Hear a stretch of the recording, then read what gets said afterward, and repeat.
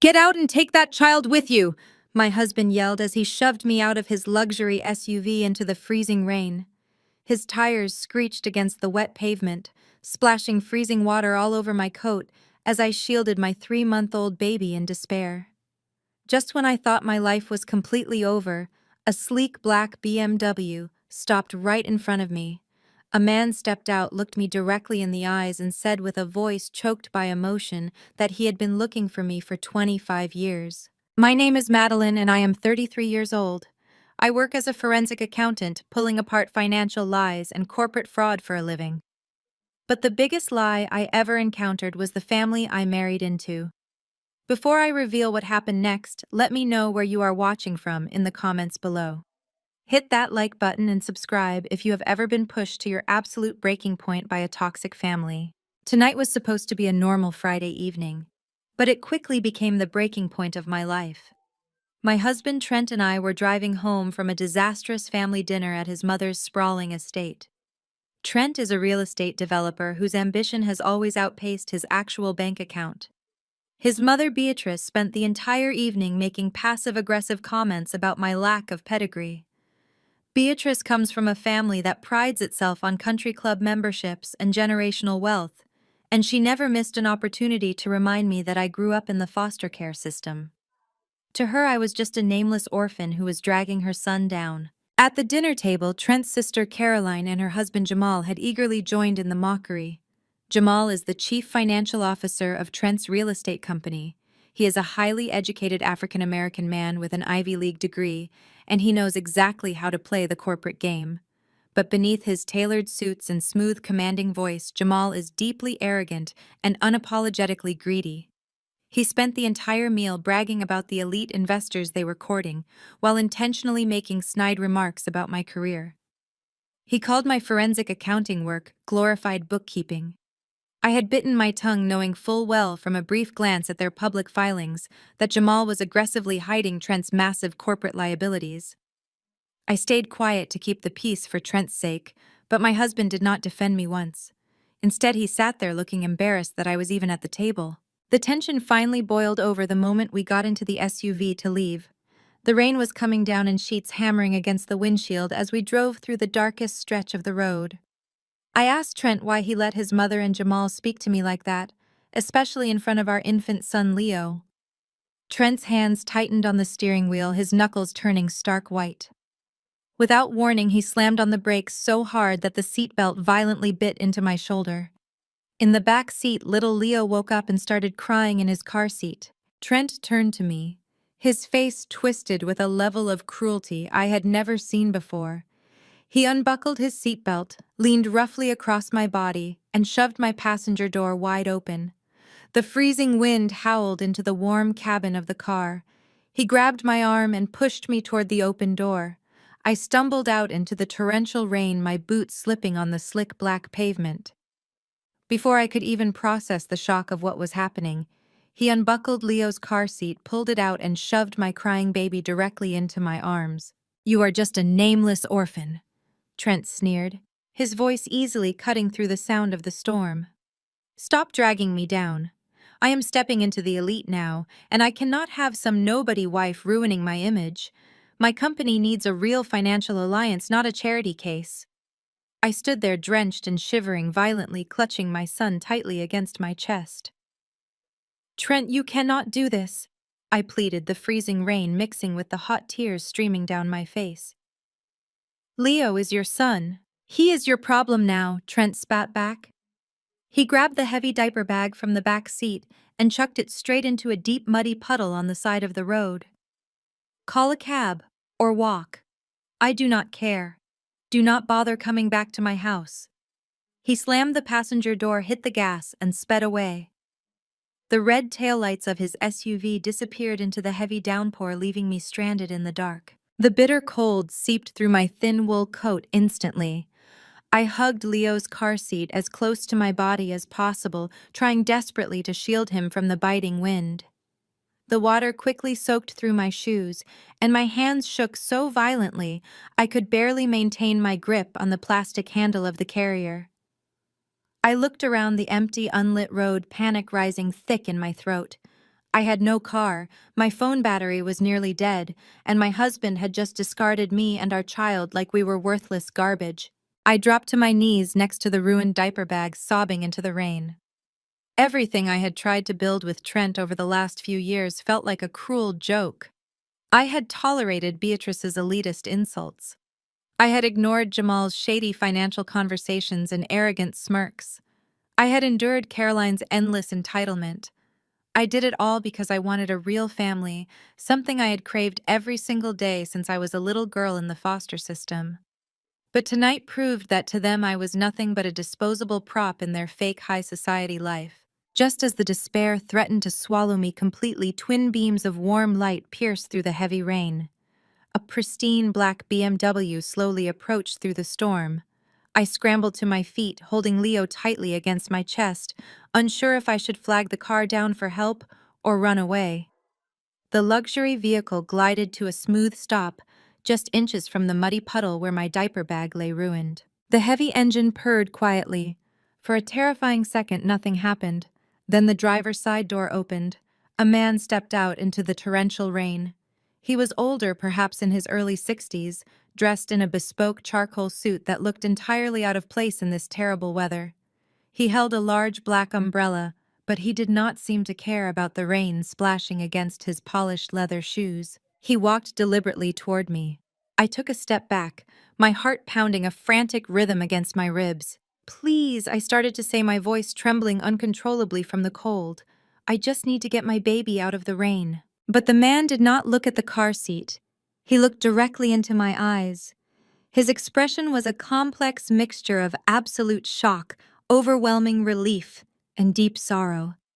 He stopped right in front of me, completely oblivious to the storm raging around us. His hands were shaking as he reached out, not to touch me, but as if he was afraid I might suddenly disappear into the mist. When he finally spoke, his voice was thick with raw emotion choked by tears he made absolutely no effort to hide. "I have been looking for you for 25 years.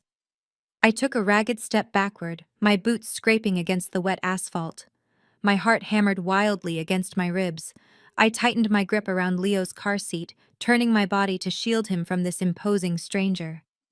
"Stay back!" I warned, my voice cracking, but loud enough to be heard over the pounding storm. "I do not know who you are, but if you take one more step toward my son, I will scream until my lungs bleed." He stopped immediately. He did not look angry or offended by my threat. Instead, a profound sadness washed over his weathered face.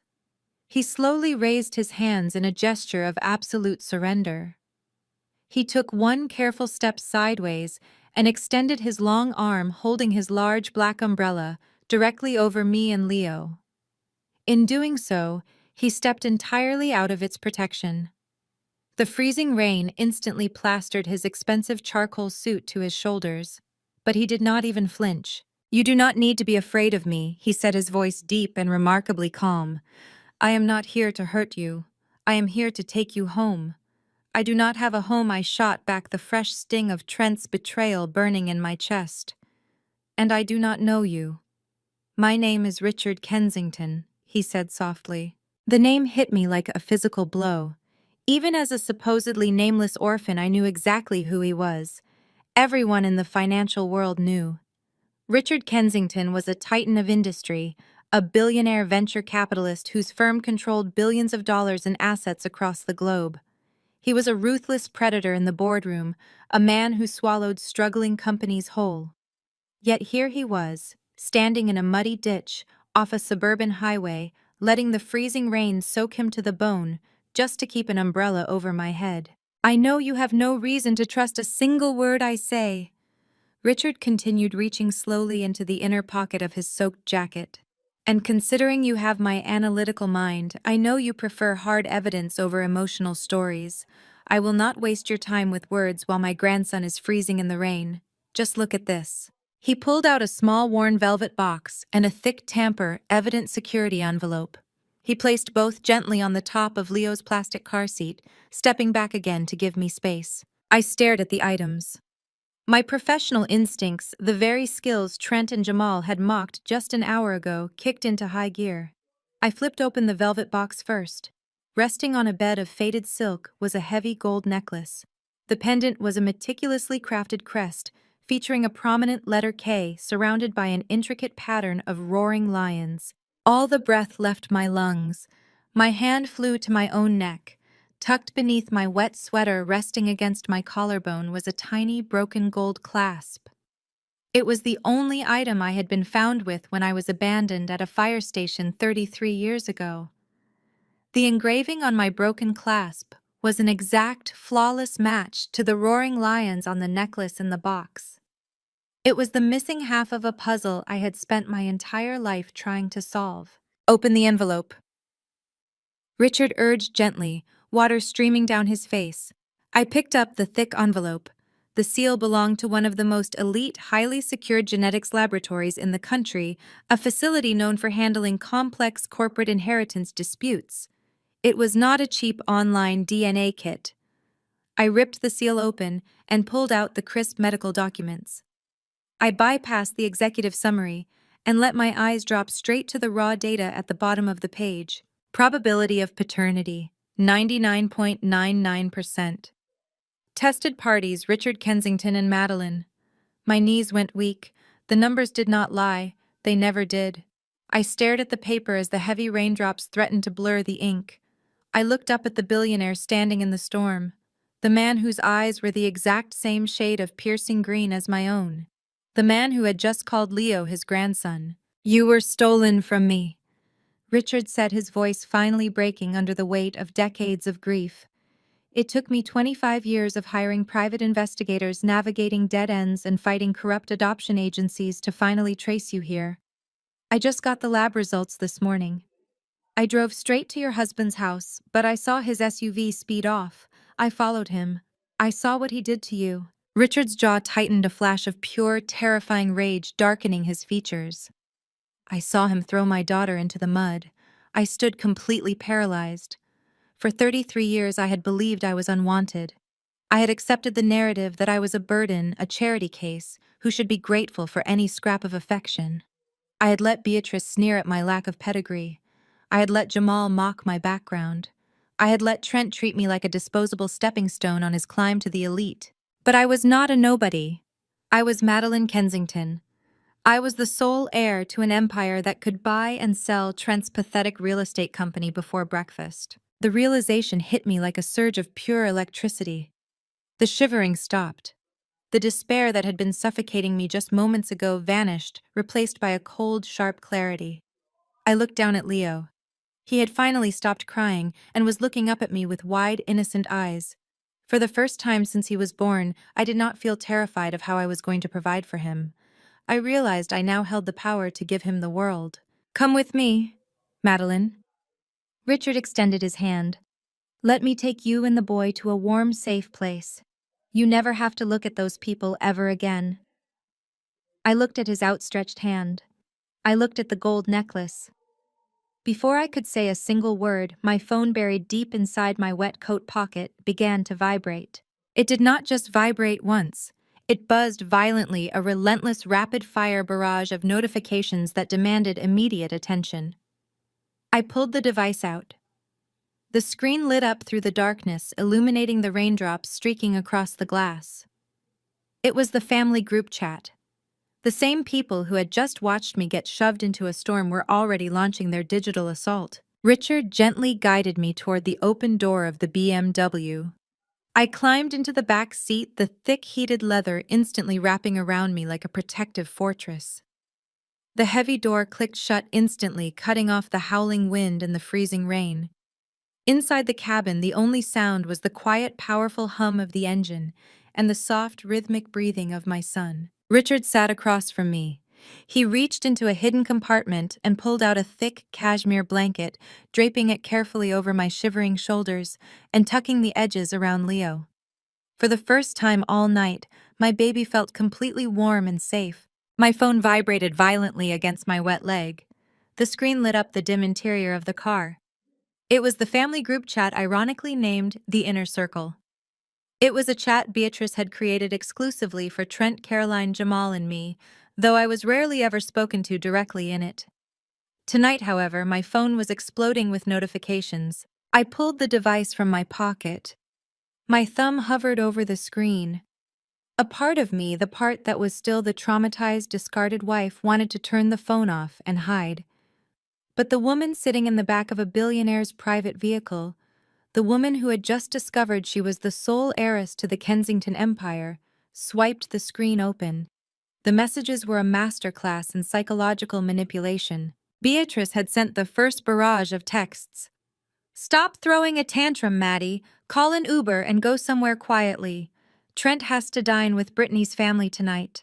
Their wealth is going to save his company, so do not ruin this for us with your typical dramatics. Sign the divorce papers by Monday if you know what is good for you." I stared at the glowing words. A tantrum. Her son had just shoved me and a 3-month-old baby out of a moving vehicle into a severe winter storm, and Beatrice was framing it as an emotional outburst on my part. The gaslighting was so blatantly cruel that it snapped the last fragile thread of attachment I had to that family. But it was the mention of Brittany that truly stopped me. Brittany was a woman I had met exactly twice at corporate galas. She was the spoiled daughter of a prominent hotel magnate. Trent had always dismissed her as an arrogant brat. Now Beatrice was openly admitting that Trent was using her family's money to salvage his business. He had been planning this disposal of me for months, grooming a wealthy replacement while smiling in my face. Another notification chimed. This time it was a bank alert. An electronic transfer had just hit my personal checking account. $500. Directly beneath the bank notification was a text from Jamal, my brother-in-law, and the chief financial officer of Trent's real estate firm. "Here is $500 for a cheap motel tonight," Jamal wrote, his tone dripping with the Ivy League arrogance he loved to flaunt. "Do not make a scene and ruin our stock prices. Trent is moving on to a different tax bracket, Maddie. Be a good girl and step aside quietly. You never belonged in our world anyway." I read Jamal's message twice. My tears stopped flowing. The cold, shivering shock that had gripped my body was suddenly replaced by a sharp, burning heat. I am a forensic accountant.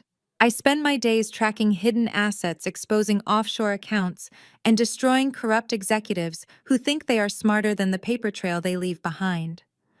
Jamal's text was meant to humiliate me, but to my trained eye, it was a glaring confession. Jamal was the CFO of a company that constantly bragged about securing multi-million-dollar development deals. Yet he had just sent me $500 to keep me quiet. Not $5,000, not $50,000 to ensure a clean, silent divorce. Just $500. My analytical mind connected the dots instantly. I thought back to the brief glimpses I had caught of Trent's financial spreadsheets over the past few weeks, the delayed vendor payments, the frantic late-night phone calls Jamal made from our backyard, the sudden desperation to impress Brittany's family. Trent was not stepping into the elite. Trent was completely broke. His company was a hollow shell drowning in toxic debt, and Jamal was desperately manipulating the ledgers to keep the illusion alive long enough to secure an infusion of cash from Brittany's hotel empire. They were running a high-stakes scam, and I was the disposable liability standing in their way. "Are you all right, Madeline? You?" Richard's voice broke through my thoughts. I looked up. My biological father was watching me with intense, calculating green eyes. He saw the exact moment my grief hardened into pure, unadulterated wrath. "I am better than all right," I said, my voice steady and cold. I handed him my phone. Richard read the messages.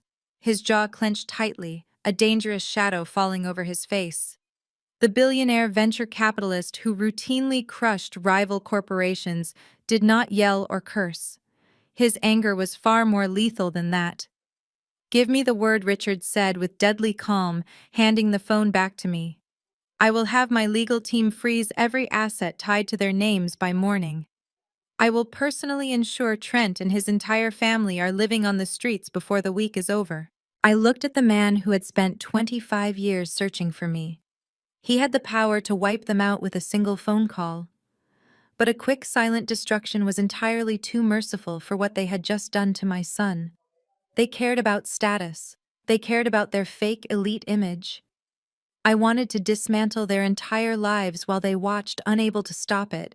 "No," I replied, wiping the last remaining raindrop from my cheek. I do not want you to crush them behind closed doors. I want to do it. I'm going to let them think they have won right up until the second I take everything they have ever valued. A slow, proud smile spread across Richard's face. He nodded once, giving me his absolute blessing. I looked down at my phone. The cursor blinked steadily in the group chat. Trent, Beatrice, Caroline, and Jamal were likely sitting in their warm, lavish homes, congratulating themselves on successfully trimming the fat from their family tree. They thought they had discarded a helpless, penniless orphan. They had no idea they had just declared war on the sole heiress to the Kensington fortune. My fingers flew across the digital keyboard. I did not write an emotional paragraph. I did not beg or ask for an explanation. I typed a single precise sentence and hit send. Keep the $500, Jamal.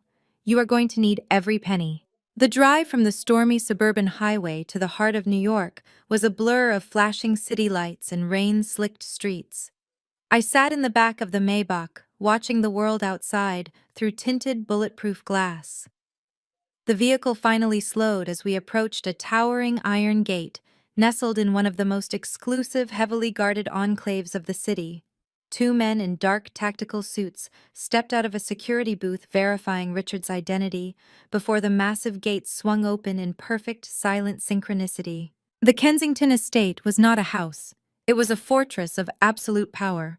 A sprawling limestone mansion sat at the end of a long, sweeping driveway, illuminated by soft architectural lighting that defied the raging storm overhead.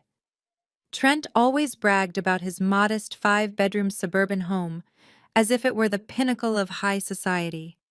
Looking at my biological father's estate, I realized my husband was nothing but a peasant playing dress-up. The car stopped under a massive stone portico. Instantly, the front doors opened, and a team of silent, efficient staff members stepped out with large umbrellas. They escorted us inside immediately, offering dry towels and warm drinks. A kind, older woman carefully took Leo from my arms, wrapping my sleeping son in a heated plush blanket and carrying him gently toward a designated nursery suite upstairs. For a brief second, my maternal instinct flared in panic, but Richard placed a steady hand on my shoulder, assuring me that the staff had served his family for decades, and that my son was safer here than anywhere else on earth. "You need to rest, Madeline," Richard said gently, guiding me into a grand foyer with marble floors and vaulted ceilings. "Your suite is ready. The staff has drawn a hot bath for you. You have been through a severe trauma tonight. Go to sleep. Let my legal team handle Trent and his family in the morning." I stood shivering slightly in my damp clothes, but the fire burning in my chest refused to die down. The old Maddie, the obedient, discarded wife who desperately craved approval, would have cried herself to sleep in that luxurious bed.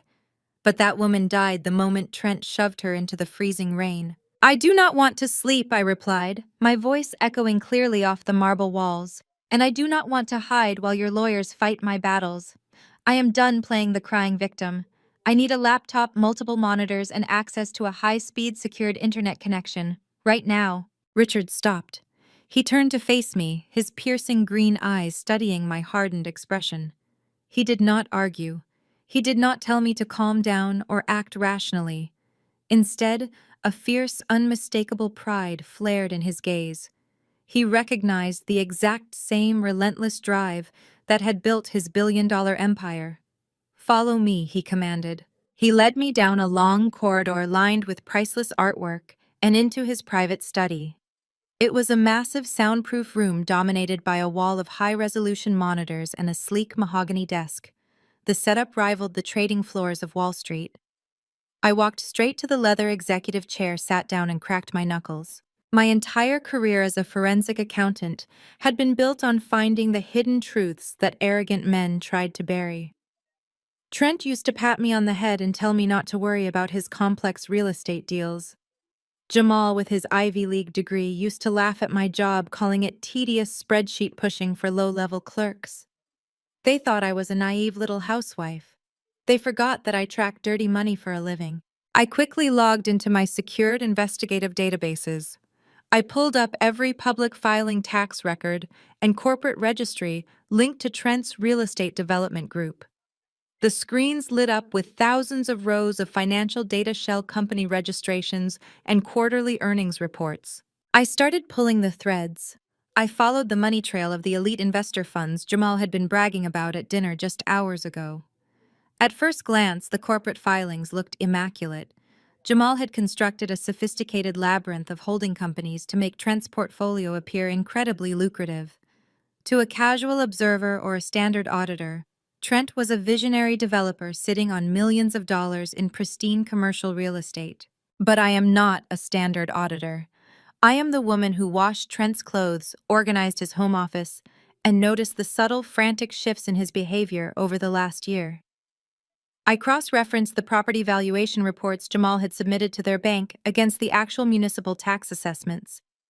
I dug into the offshore limited liability companies that were supposedly funding Trent's newest luxury high-rise project. I traced the routing numbers back to their origins. The digital puzzle pieces began to snap together with violent clarity. The math never lies, and the math on my screens was screaming fraud. Trent did not have elite investors. The offshore holding companies pumping capital into his real estate firm were empty shell corporations created by Jamal. Jamal was using those fake entities to secure massive high-interest loans from predatory private lenders. They were taking new loans to pay off the interest on old loans, artificially inflating their asset values by tens of millions of dollars to keep the banks from calling in their debts. I zoomed in on a specific series of wire transfers made over the last 90 days. Millions of dollars had been funneled out of the company's operational accounts and directly into Caroline and Jamal's private trust funds to support their lavish jet-setting lifestyle. Jamal was systematically bleeding his own brother-in-law dry, and Trent was too arrogant and financially illiterate to even notice he was being robbed blind by his own CFO. Trent's real estate empire was not stepping into the elite circle. It was a massive illegal Ponzi scheme teetering on the absolute edge of a catastrophic collapse. I sat back in the leather chair staring at the damning evidence illuminating the dark study. My heart pounded with a dangerous, thrilling rhythm. Trent was entirely broke and drowning in toxic debt. He shoved me out of that car because he was utterly desperate to marry Brittany and use her family's hotel fortune to bail out his fraudulent company before the federal authorities caught on. Jamal and Trent had been cooking the books to hide a financial disaster. And now I held the exact digital records required to send my ex-husband and his greedy brother-in-law to federal prison. The glow of the multiple monitors cast a harsh blue light across the dark mahogany desk. I did not blink. I barely breathed. For the next 3 hours, I tore through the financial infrastructure of my husband's life with the precision of a surgeon holding a scalpel. Trent had spent years treating me like a naive, uneducated dependent. He and his family genuinely believed that because I grew up in foster care, I was inherently stupid. They were about to learn that surviving the system had made me meticulous patient and absolutely ruthless. I opened a new terminal window and began cross-referencing the corporate expense accounts controlled by Jamal. My brother-in-law was a man who loved to remind everyone in the room about his Ivy League pedigree. He wore custom-tailored suits, drove imported sports cars, and treated service workers like dirt. But looking at the digital ledger of his daily transactions, his profound arrogance had made him incredibly sloppy. Jamal had set up a secondary payroll system under the guise of an independent consulting firm. The firm was registered in Delaware, entirely untraceable to a casual observer. But I was not a casual observer. I tracked the routing numbers directly to a private offshore trust. The sole beneficiaries of that trust were Jamal and Trent's sister Caroline. The sheer scale of the embezzlement was breathtaking. While Trent was busy playing the visionary real estate tycoon on magazine covers, Jamal was actively bleeding the company's operational capital dry. I pulled up the itemized expense reports. Jamal and Caroline were funding a life of absurd luxury using the high-interest loans meant for construction projects. I saw invoices for private jet charters to Monaco, $500,000 spent on a single yacht rental in the Mediterranean, and monthly recurring charges of $40,000 to elite personal shoppers in Paris. Just hours ago, Jamal had sent me a pathetic $500 transfer to sleep in a cheap motel with my infant son. I checked the timestamps on the ledger. On the exact same day he sent me that insulting charity, Jamal had wired $85,000 from the corporate account to purchase a rare sports car at a private auction. A cold, bitter laugh escaped my lips. Trent was completely clueless. My husband was a raging narcissist who loved the sound of his own voice too much to actually read the financial briefings his chief financial officer put in front of him. Trent assumed his company was struggling simply due to a tough housing market. He had no idea his own sister and brother-in-law were actively robbing him blind. But if the company was completely hollowed out, why was Trent acting so arrogant? Why shove his loyal wife and newborn child into a freezing storm tonight? I opened another search query this time, focusing on the woman Beatrice had proudly mentioned in the group chat. Brittany. Brittany was the sole heiress to a massive generational hotel empire. She was infamous in high society circles for her extravagant lifestyle and her family's seemingly bottomless pockets.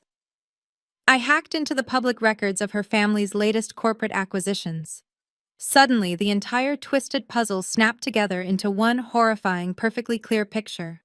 Trent was not just having an affair, he was executing a desperate corporate merger disguised as a romance. The private lenders were closing in on Trent.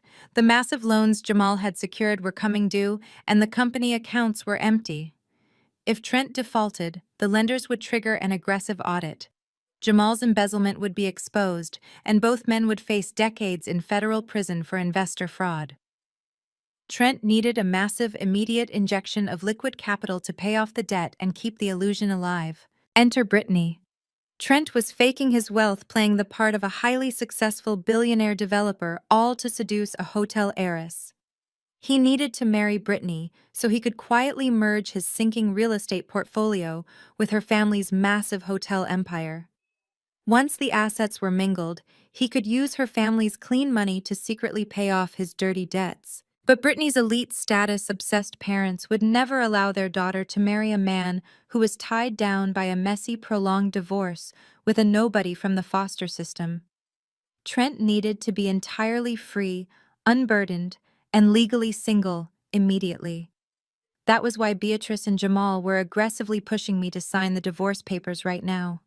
They needed me erased from the narrative so Trent could secure the golden goose before his house of cards collapsed. It was a brilliant, despicable gold digger alliance. Trent was using Brittany for her fortune, Jamal was using Trent as a personal ATM, and all of them had agreed to destroy my life to protect their scam.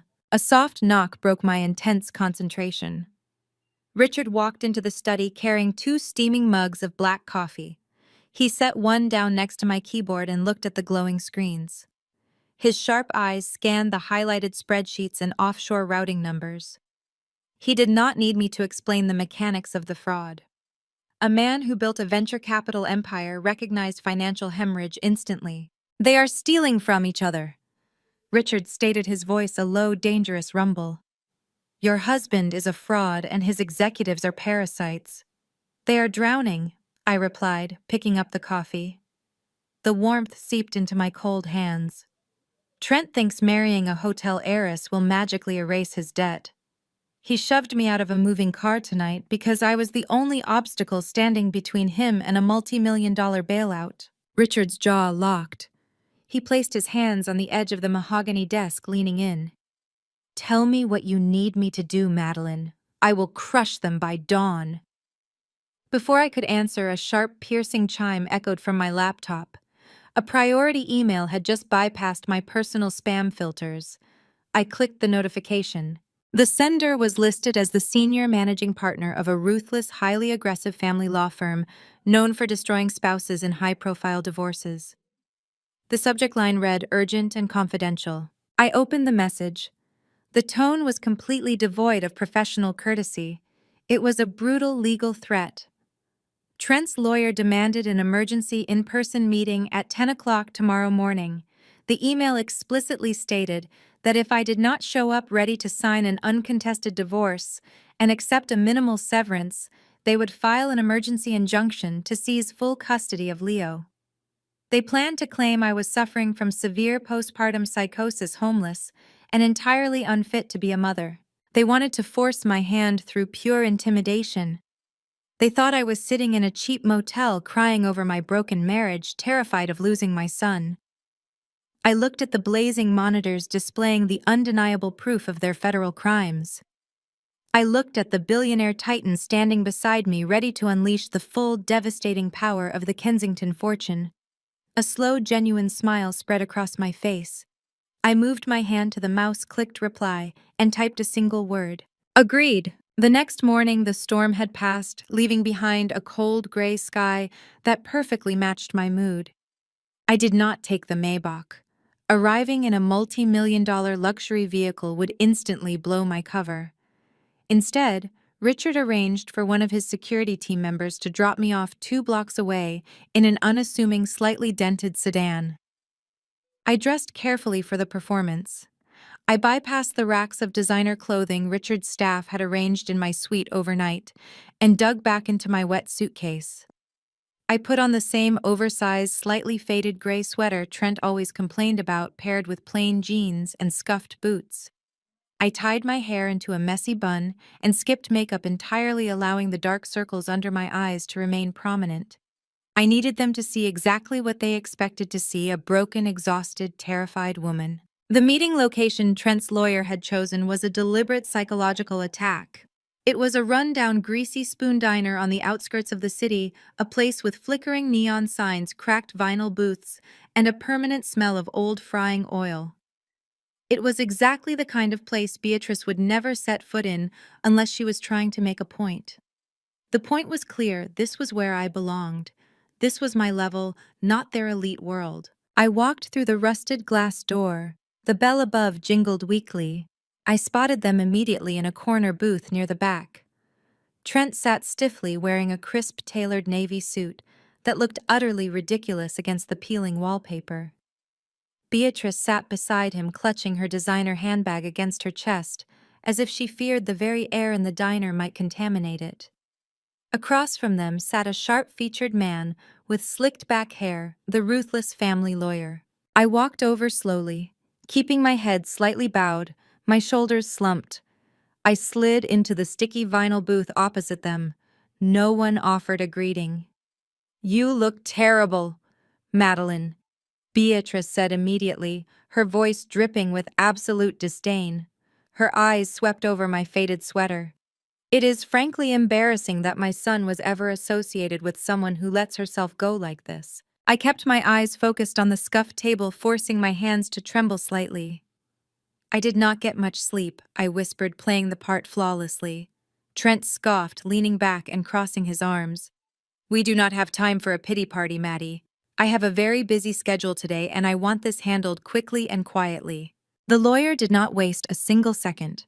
He pulled a thick stack of legal documents from his expensive leather briefcase and dropped them directly in front of me with a loud, aggressive thud. "These are the final divorce filings," the lawyer stated, his voice devoid of any human empathy. "The terms are non-negotiable. My client is offering a clean break. You will retain your personal belongings, and he will assume ownership of the primary residence, all joint bank accounts, and all marital assets. In exchange, he will not seek to reclaim the expenses incurred during your marriage." I stared at the thick stack of papers. "You want to leave me with absolutely nothing?" I asked, letting my voice crack perfectly. "I have a 3-month-old baby. How am I supposed to care for Leo?" Trent leaned forward, his handsome face twisting into a mask of pure cruelty. "That is the beauty of this arrangement, Maddie. You are not going to care for Leo." My head snapped up. I did not have to fake the shock that rippled through me. "What are you talking about?" Beatrice smiled, a cold, predatory stretch of her lips. "Be realistic, Madeline. You are an unemployed orphan with 0 assets, 0 family support, and a clear history of emotional instability. You are currently homeless. We, on the other hand, can provide Leo with the elite upbringing, the private schools, and the legacy he deserves." The lawyer tapped a manicured finger against a separate file. "If you attempt to fight the asset division, we are fully prepared to file an emergency injunction for full sole custody of the child." We will present you to a judge as a broke, unstable postpartum mother who is entirely unfit to raise an heir to my client's estate. The court will not hesitate to place the child in a stable, affluent environment. The threat was utterly barbaric. They were not just trying to steal my financial future. They were actively weaponizing my son to force me into submission. They wanted me to sign away my rights to the marital assets out of sheer terror of losing Leo. I looked at Trent, the man I had shared a bed with, the man who had held my hand when Leo was born. He stared back at me with dead, shark-like eyes. He did not see a mother fighting for her child. He only saw a minor inconvenience delaying his merger with Brittany's hotel empire. If you sign now, Trent said smoothly, attempting to sound reasonable, I will allow you supervised visitation on alternating weekends. Fight me and I promise you will never see him again. I will bury you in legal fees until you break. I lowered my head, hiding my face as I let my shoulders shake. To them, I looked like a woman completely defeated, crushed under the weight of their overwhelming power. In reality, I was fighting to suppress a dark, vicious smile. They were so arrogant, so completely blind to the trap they were walking into. They thought they held all the cards. They had no idea I possessed the digital key to federal prison. Before I could formulate my response, the diner door jingled loudly. Heavy footsteps approached our booth. Jamal strode over, looking completely out of place in a designer trench coat. He did not look at Trent or Beatrice. He did not acknowledge the lawyer. He slammed a thin, stark white legal document directly onto the sticky table right on top of the divorce papers. Sign this too, Jamal demanded, his voice tight and breathless. I looked at the document. The bold black letters across the top read, Non-Disclosure Agreement.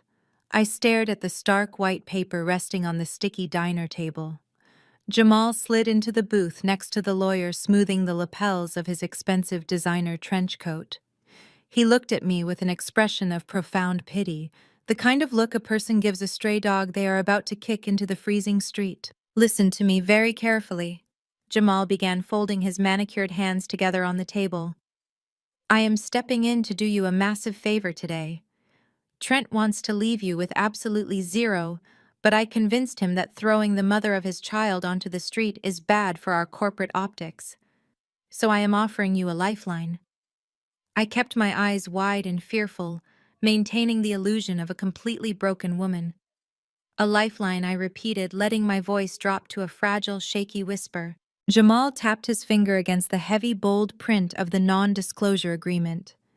I will personally guarantee that you receive $1,000 a month in child support. It is charity, really. A goodwill gesture from my own private accounts to ensure my nephew does not starve. But it comes with one non-negotiable condition. You sign this document right now, swearing you will never under any circumstances discuss the internal business finances of Trent's real estate firm or my holding companies with anyone. I let out a ragged breath, forcing my lower lip to quiver. Why would I talk about your business finances?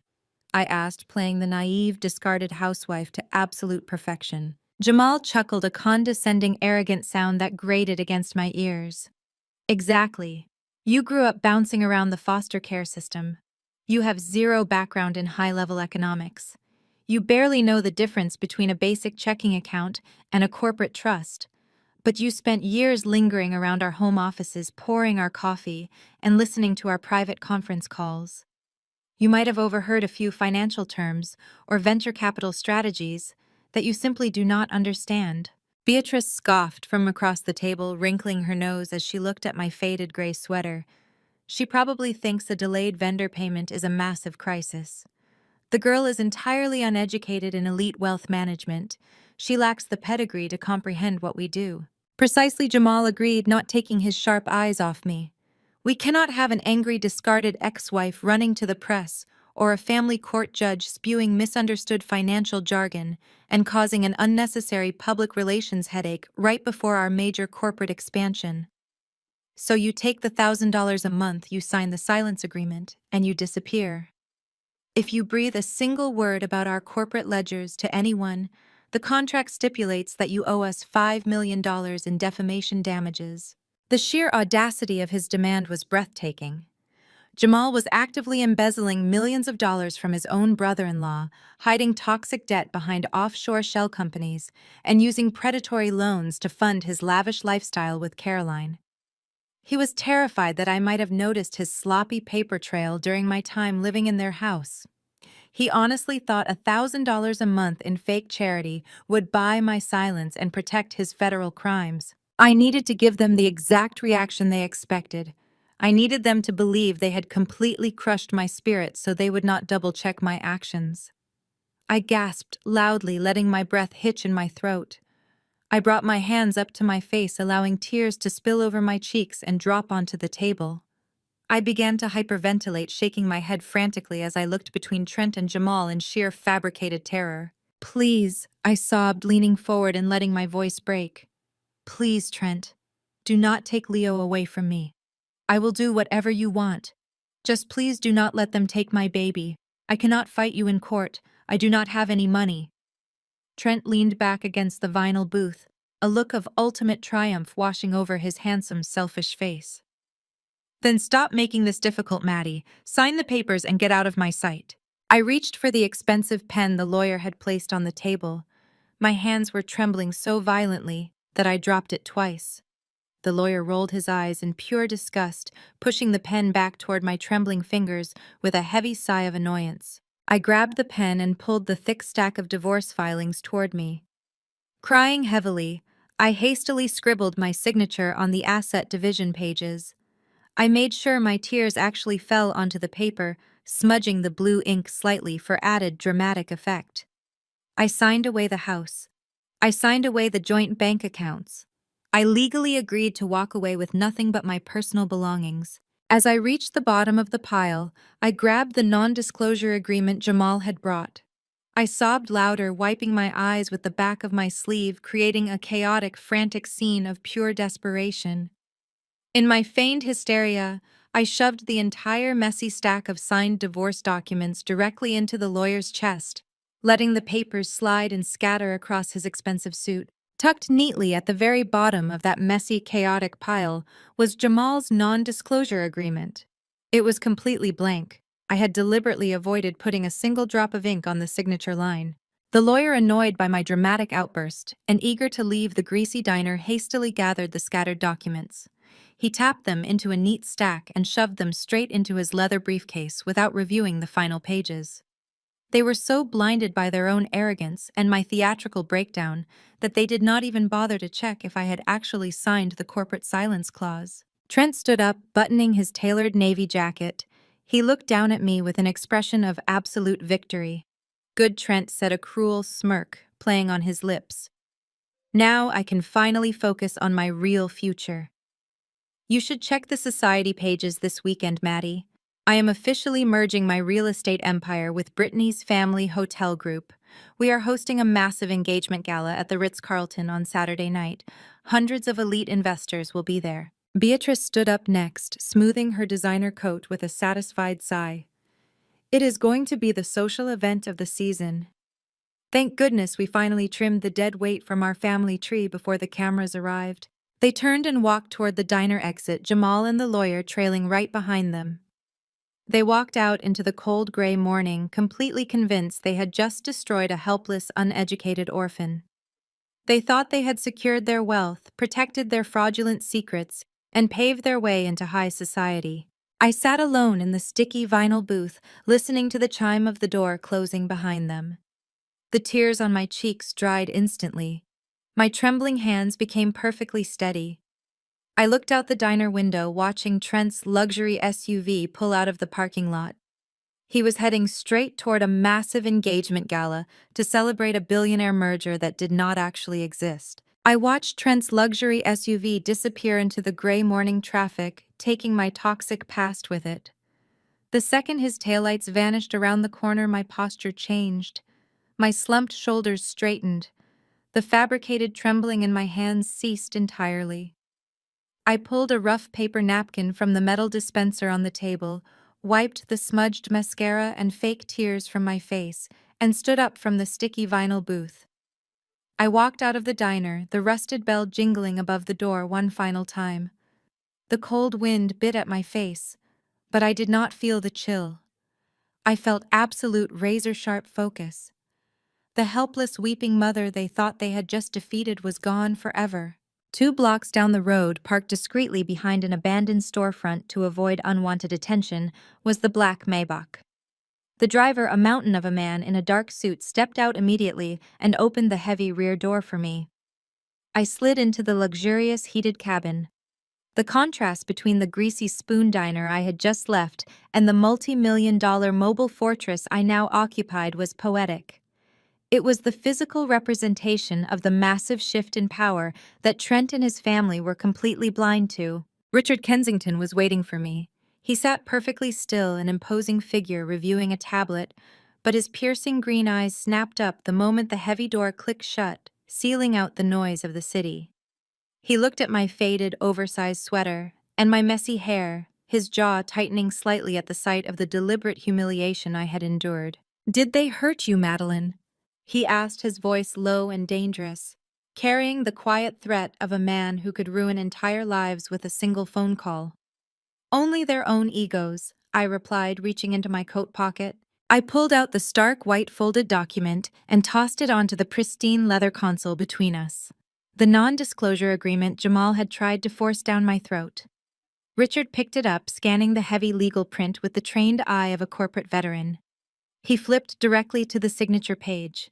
It was completely blank, not a single drop of blue ink marred the paper. "They were so eager to crush a helpless orphan," I explained, settling back against the heated leather seat. Jamal and the lawyer did not even bother to check the final pages. They were so blinded by their own arrogance and my theatrical breakdown that they just shoved the papers into a briefcase. They walked out of that diner fully believing I signed away my right to expose their federal financial crimes. They think they are completely safe. They think they have gagged me permanently for a measly $1,000 a month in fake charity. Richard let out a dark, approving chuckle. He tossed the blank agreement back onto the console. "Arrogance is the loudest alarm of a failing empire. They just handed you the rope to hang them." "They handed me a lot more than that," I said, reaching into my other pocket to retrieve a secure encrypted USB drive I had compiled late last night. I handed the silver drive to my father. He plugged it directly into the Maybach's integrated console system. Immediately, a highly detailed, comprehensive financial breakdown illuminated the high-definition screens mounted on the partition wall, separating us from the driver.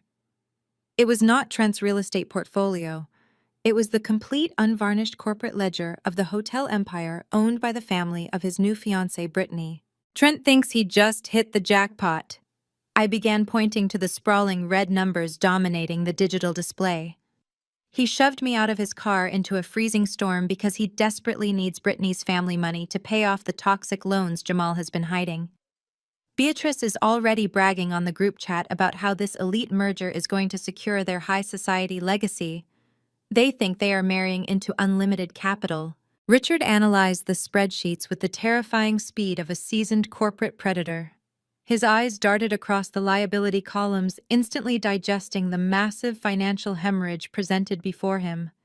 "This is a sinking ship," he noted, his finger tracing a line of massive offshore liabilities tied to international property holdings. "It is the Titanic," I corrected him, pulling up a secondary chart. "Brittany's family hotel group has not turned a legitimate profit in 4 years. They expanded far too fast, took on terrible commercial real estate leases, and their international resort properties are bleeding cash by the minute. They are currently leveraged to the absolute limit. Trent is marrying her because he thinks she has the cash to save his real estate firm. Brittany's family is letting him marry her because they think his development company has the cash to save their failing hotels." A profound silence filled the luxurious cabin of the Maybach. Richard stared at the screen, a ruthless, brilliant smile slowly forming on his face.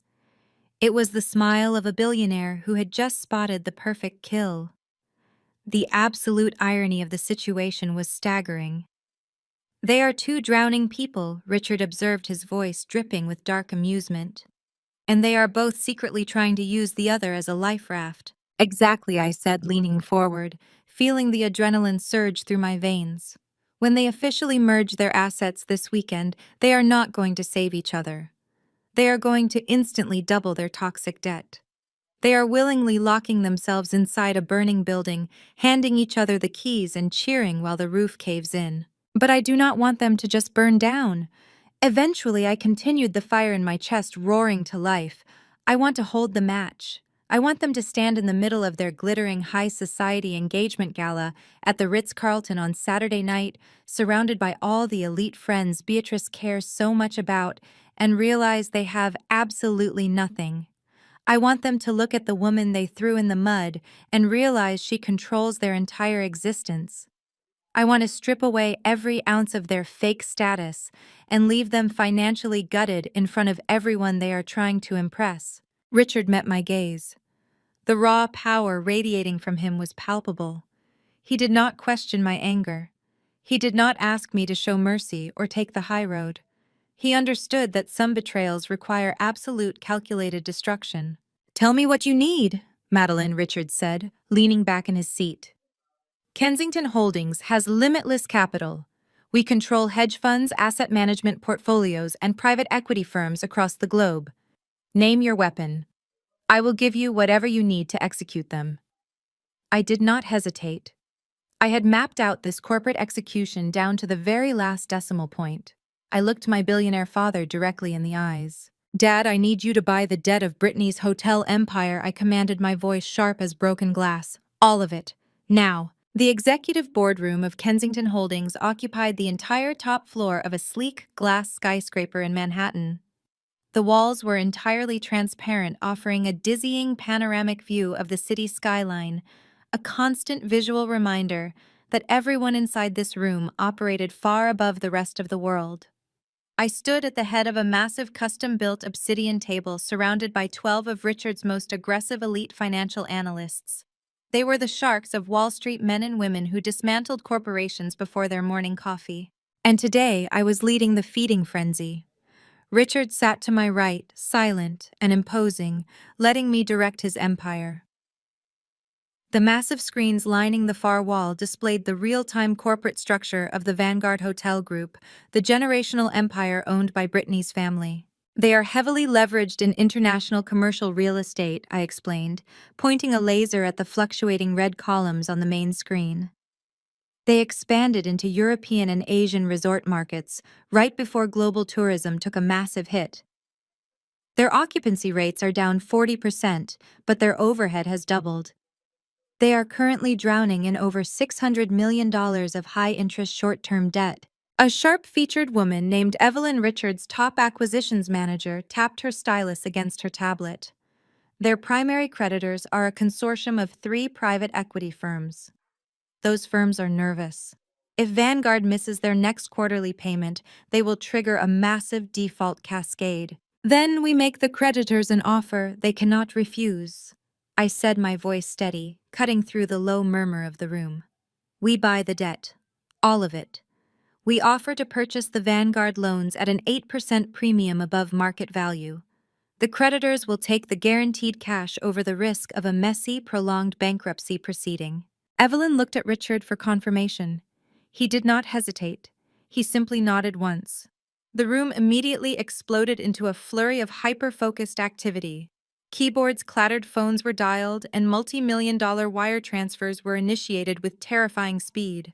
While Richard's team executed the aggressive, hostile takeover of Brittany's family, I turned my attention back to my own personal target, Jamal. I pulled up the encrypted files I had extracted from Trent's real estate firm the night before. I projected Jamal's hidden ledgers onto the secondary screen. Jamal loved to flaunt his Ivy League education, frequently reminding anyone who would listen that he held a master's degree in finance from a top-tier university. He thought his pedigree made him untouchable, but his arrogance had made him fundamentally lazy. He relied on standard textbook evasion tactics, I explained, pulling up a complex web of offshore holding companies. He used a basic layering technique. He moved capital from Trent's domestic operational accounts into a series of shell companies registered in the Cayman Islands, then funneled the money back into his and Caroline's private domestic trusts disguised as consulting fees. It was a classic arrogant maneuver. Jamal assumed that because he used offshore accounts, the money was invisible. He did not realize that forensic accounting is not about looking at where the money goes, it is about looking at where the money fails to return. I had spent years tracking missing assets for high net worth clients who tried to hide their wealth during vicious divorces. Jamal's sloppy textbook embezzlement was child's play compared to the seasoned criminals I usually hunted. He left a massive digital footprint. I continued highlighting a specific series of recurring wire transfers. He used the exact same IP address to authorize the offshore transfers and to pay his personal American Express bills. He did not even bother to use a secondary VPN. A low chuckle rippled through the boardroom. The elite analysts recognized the sheer incompetence of Jamal's criminal enterprise. He is essentially stealing from his own brother-in-law, using the company's high-interest construction loans to buy designer clothes and sports cars. I said, my eyes narrowing at the screen. Trent's entire real estate portfolio is completely hollow. He has less than $50,000 in actual liquid operational capital. The rest is smoke and mirrors. So Trent is marrying the Vanguard heiress to secure a cash infusion, Evelyn concluded, piecing the final puzzle together. He thinks Brittany's family has the liquid assets to pay off his toxic loans. And Brittany's family is allowing the marriage because they think Trent is a billionaire developer who can bail out their failing hotels, I finished. They are two broke, desperate families trying to con each other. And tomorrow night at their lavish engagement gala, they are going to merge their assets and instantly double their catastrophic debt. Richard stood up, his imposing presence immediately silencing the room. But they will not be merging their assets tomorrow night, because by the time that gala begins, Kensington Holdings will officially own the Vanguard debt. We will be their sole absolute creditor, and I will hold the leash, I added, a cold, ruthless satisfaction settling deep in my bones. The boardroom doors opened, and an executive assistant handed Evelyn a secure tablet. She scanned the screen, a sharp, victorious smile spreading across her face. It is done. Mr. Kensington, Evelyn announced, her voice ringing with the finality of a judge delivering a death sentence. The 3 private equity firms accepted our premium offer. The wire transfers have cleared. Kensington Holdings now officially owns $640 million of Vanguard Hotel Group debt. I exhaled a long, steady breath. The trap was set. The jaws had snapped shut. Trent, Beatrice, Jamal, and Brittany were completely surrounded, and they had absolutely no idea. I walked back to my temporary office down the hall to prepare the final stage of my execution plan. I sat down at the desk, pulling my phone from my bag. The screen lit up with a new text message. It was from Caroline, Trent's sister and Jamal's wife, the woman who was currently funding her luxurious lifestyle with the millions of dollars her husband had stolen. I opened the message. It was a photo of the Ritz-Carlton ballroom currently being decorated with thousands of white roses and crystal chandeliers. Beneath the photo was a text dripping with pure venomous mockery. Hey Maddie, Caroline wrote. I know things must be tight since Trent cut you off. The catering company for the gala tomorrow night is short-staffed. I talked to the manager and he is willing to let you work as a cocktail waitress for the evening. It pays $20 an hour. You could easily earn some formula money for Leo. Let me know if you want the shift. I stared at the screen. The sheer breathtaking cruelty of her message would have crushed me just 48 hours ago.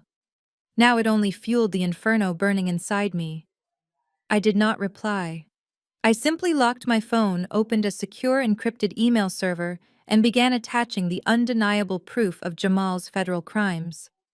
They wanted me to serve them drinks at their elite celebration. I was going to serve them federal indictments instead. Caroline wanted me serving drinks to her wealthy friends to earn formula money for my son. I stared at the screen, the glowing letters reflecting in my eyes. I did not text back. A waitress serves drinks. A forensic accountant serves justice. I placed the phone face down on the polished mahogany desk and turned my full attention to the 3 massive monitors displaying the digital autopsy of my soon-to-be ex-husband's life. Breaking Trent and Jamal financially was not enough. Bankruptcy was a temporary setback for men like them. They would simply declare insolvency, hide whatever assets they could, and start a new grift under a different shell company.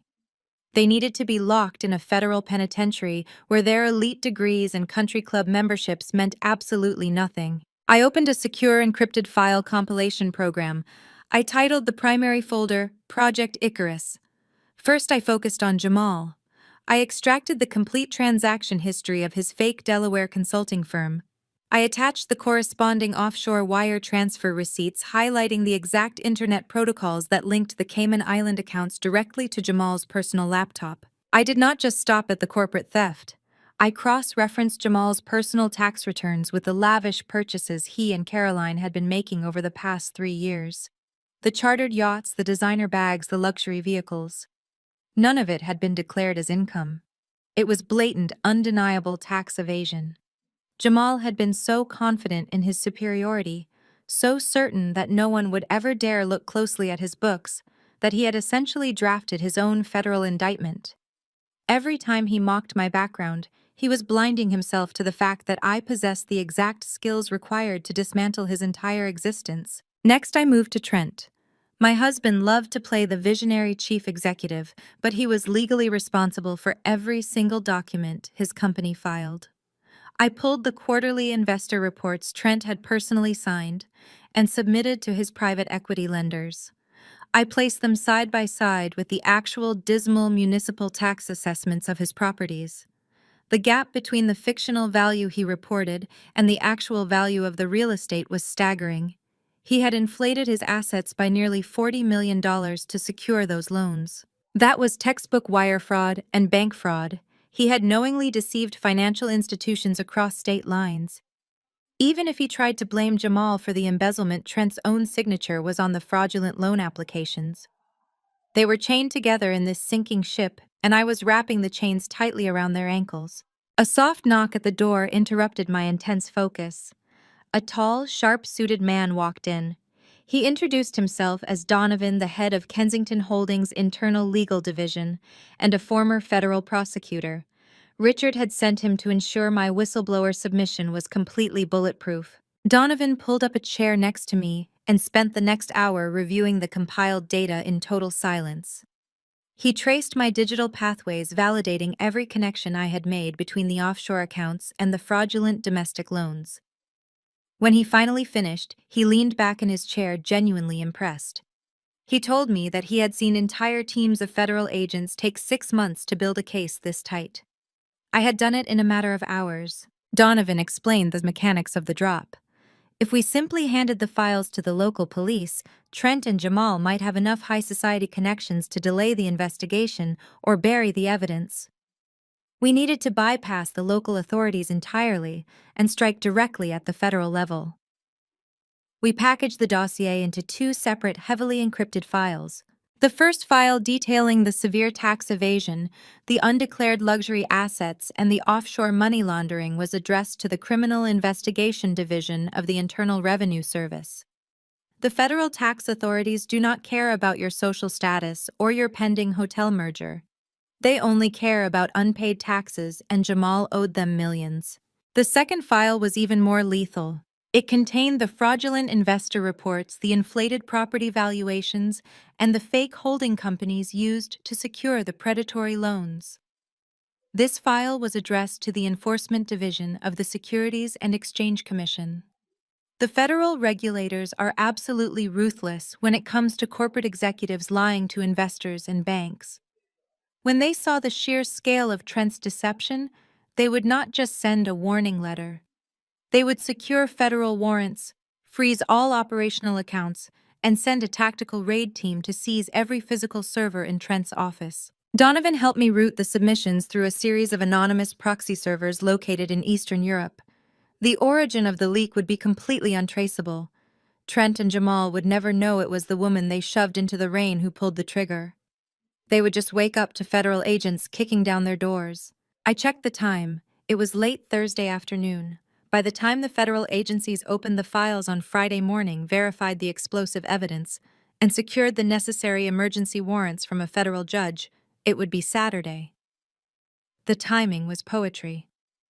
The raid would align perfectly with the exact same day Trent was hosting his massive engagement gala at the Ritz-Carlton. Everything was perfectly aligned. The debt acquisition of Britney's family hotel empire was complete. The divorce papers were signed without the non-disclosure agreement, leaving me completely immune to their legal threats. And now the federal traps were fully loaded and primed. I looked at the two large red send buttons hovering on my dual monitors. I thought about Leo crying in the freezing rain. I thought about Beatrice insulting my clothes in the diner. I thought about Trent telling me I was a nobody who was dragging him down. I reached out, grasped the mouse, and clicked both buttons simultaneously. The progress bars flashed across the screen, reaching 100% in a matter of seconds. The encrypted files vanished into the digital ether, speeding directly toward the desks of the most powerful financial regulators in the country. The ticking time bomb was officially set. Saturday morning arrived with a brilliant, blinding sunlight that poured through the floor-to-ceiling windows of my suite.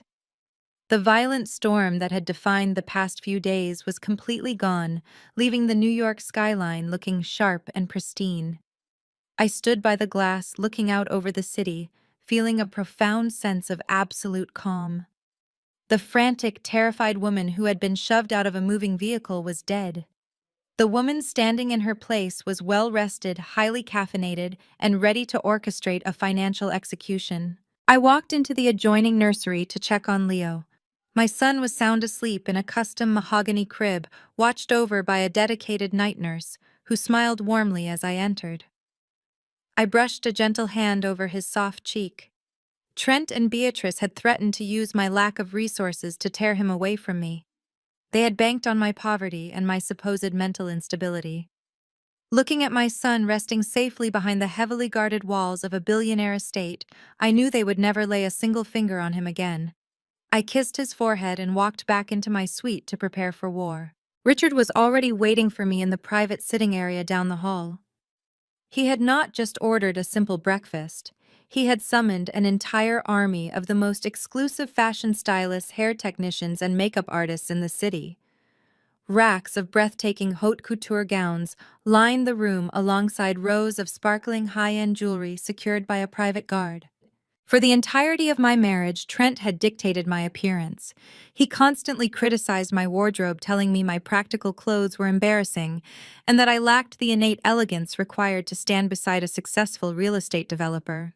Beatrice had sneered at my faded gray sweaters, treating me like a charity case who did not know how to dress herself. I had internalized their insults, shrinking myself down to fit the miserable, dowdy role they assigned me. Today, I was burning that role to the ground. I was not dressing up to impress my soon-to-be ex-husband or his elite friends. I was forging my battle armor. I walked past the softer, more delicate dresses on the racks and immediately selected a striking custom-tailored emerald green gown. The color perfectly matched the piercing green of my eyes, the undeniable Kensington genetic signature. The dress was not a fluffy romantic fairy tale piece. It was an architectural masterpiece woven from heavy silk, featuring razor-sharp lines, a plunging neckline, and a structured, commanding silhouette. It was a garment designed for a woman who owned the room the second she stepped inside. The styling team went to work with ruthless efficiency. They stripped away the exhausted, sleep-deprived mother and sculpted the billionaire heiress. My hair was pulled back into a sleek, impossibly smooth style that exposed the sharp angles of my cheekbones. The makeup artist used precise, bold strokes to accentuate my features, applying a deep, confident red lipstick that left no room for hesitation. When I finally stood up and looked into the full-length mirror, the transformation was staggering. I looked lethal. I looked like a woman who could dismantle a corporation with a single signature. A knock at the suite door signaled Donovan's arrival. Richard's lead attorney walked in carrying a slim, highly secured leather folder. He stopped dead in his tracks when he saw me, offering a respectful nod of absolute approval before handing over the documents. The Vanguard acquisition is officially locked, finalized, and legally binding. Donovan stated, his voice ringing with professional satisfaction. The ink is dry. Kensington Holdings is now the sole proprietor of the Vanguard Hotel Group's $640 million debt. Brittany's family is entirely at your mercy. I opened the folder. Inside were the heavily embossed ownership deeds and the transfer of debt certificates. These were the actual physical papers that proved Trent's new billionaire alliance was entirely worthless. I carefully folded the crucial pages and slid them into a sleek metallic gold clutch that matched the sharp aesthetic of my gown. The clutch felt heavy in my palm. I was quite literally holding the complete financial ruin of two arrogant families in my hand. Richard walked into the room impeccably dressed in a custom black tuxedo. He looked at me, his eyes shining with a mixture of fierce pride and deep paternal affection. He reached into his pocket and pulled out the small velvet box containing the heavy gold necklace with the roaring lion crest. The same necklace he had used to prove my identity in the rain. He stepped behind me and gently fastened the cool gold chain around my neck. The heavy pendant rested perfectly against my collarbone, a brilliant, shining declaration of exactly who I was and where I came from. "You are ready, Madeline," Richard said, his voice echoing with absolute certainty. "Let us go show these parasites what happens when they steal from a Kensington." We descended the grand staircase and walked out into the private underground garage. A massive bulletproof limousine waited with its engine purring, flanked by two black tactical SUVs filled with Richard's elite private security detail. The driver opened the heavy armored rear door. I slid into the luxurious cabin, the heavy emerald silk of my gown pooling around me. Richard sat opposite me, his posture radiating quiet, overwhelming authority. The convoy rolled out of the estate gates and merged onto the bustling Manhattan streets. The city flashed by in a blur of neon lights and towering skyscrapers. I checked my watch. The engagement gala was already in full swing. Trent was undoubtedly standing in the center of the ballroom holding a glass of expensive champagne, boasting to investors about his brilliant new merger. Jamal and Caroline were likely toasting their stolen wealth, fully believing they had outsmarted everyone. They were celebrating a victory that did not exist. They had spent the last 3 days laughing at my expense, entirely unaware that federal warrants had already been issued and the financial trap was fully armed. The limousine turned a sharp corner, the tires gliding smoothly over the pavement. The massive glowing facade of the Ritz-Carlton loomed ahead, illuminating the night sky. Crowds of wealthy socialites in tuxedos and designer dresses milled around the grand entrance, completely oblivious to the corporate execution about to take place inside. Our driver slowed the vehicle, navigating past the line of valets, and brought the heavily armored limousine to a smooth, commanding stop directly in front of the main doors. The heavy armored door of the limousine opened. I stepped out onto the pristine pavement in front of the Ritz-Carlton, my emerald gown catching the flash of the venue's opulent lighting. I did not rush. I walked with the slow, deliberate grace of a woman who owned the ground beneath her feet. The valets and hotel staff, accustomed to seeing high society patrons, immediately snapped to attention, recognizing the undeniable aura of extreme wealth and power radiating from the Kensington security detail flanking the vehicle. I bypassed the crowded red carpet entrance and walked directly toward the massive gilded double doors of the main lobby. The doormen scrambled to pull them open.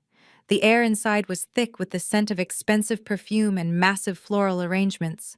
Crystal chandeliers cast a warm golden glow over the polished marble floors. A low, sophisticated hum of classical music and elite chatter echoed from the grand ballroom down the hall, where Trent's engagement gala was already in full swing. I walked toward the ballroom entrance, my heels clicking sharply against the marble. I did not even make it to the registration desk before I was spotted. Beatrice was holding court near the grand staircase, surrounded by a tight circle of older, heavily jeweled women who constituted the upper echelon of her social circle. She was wearing a shimmering silver gown, holding a flute of champagne, and laughing loudly at a joke someone had just made. She turned her head, and her eyes locked onto me. The laugh died in her throat instantly.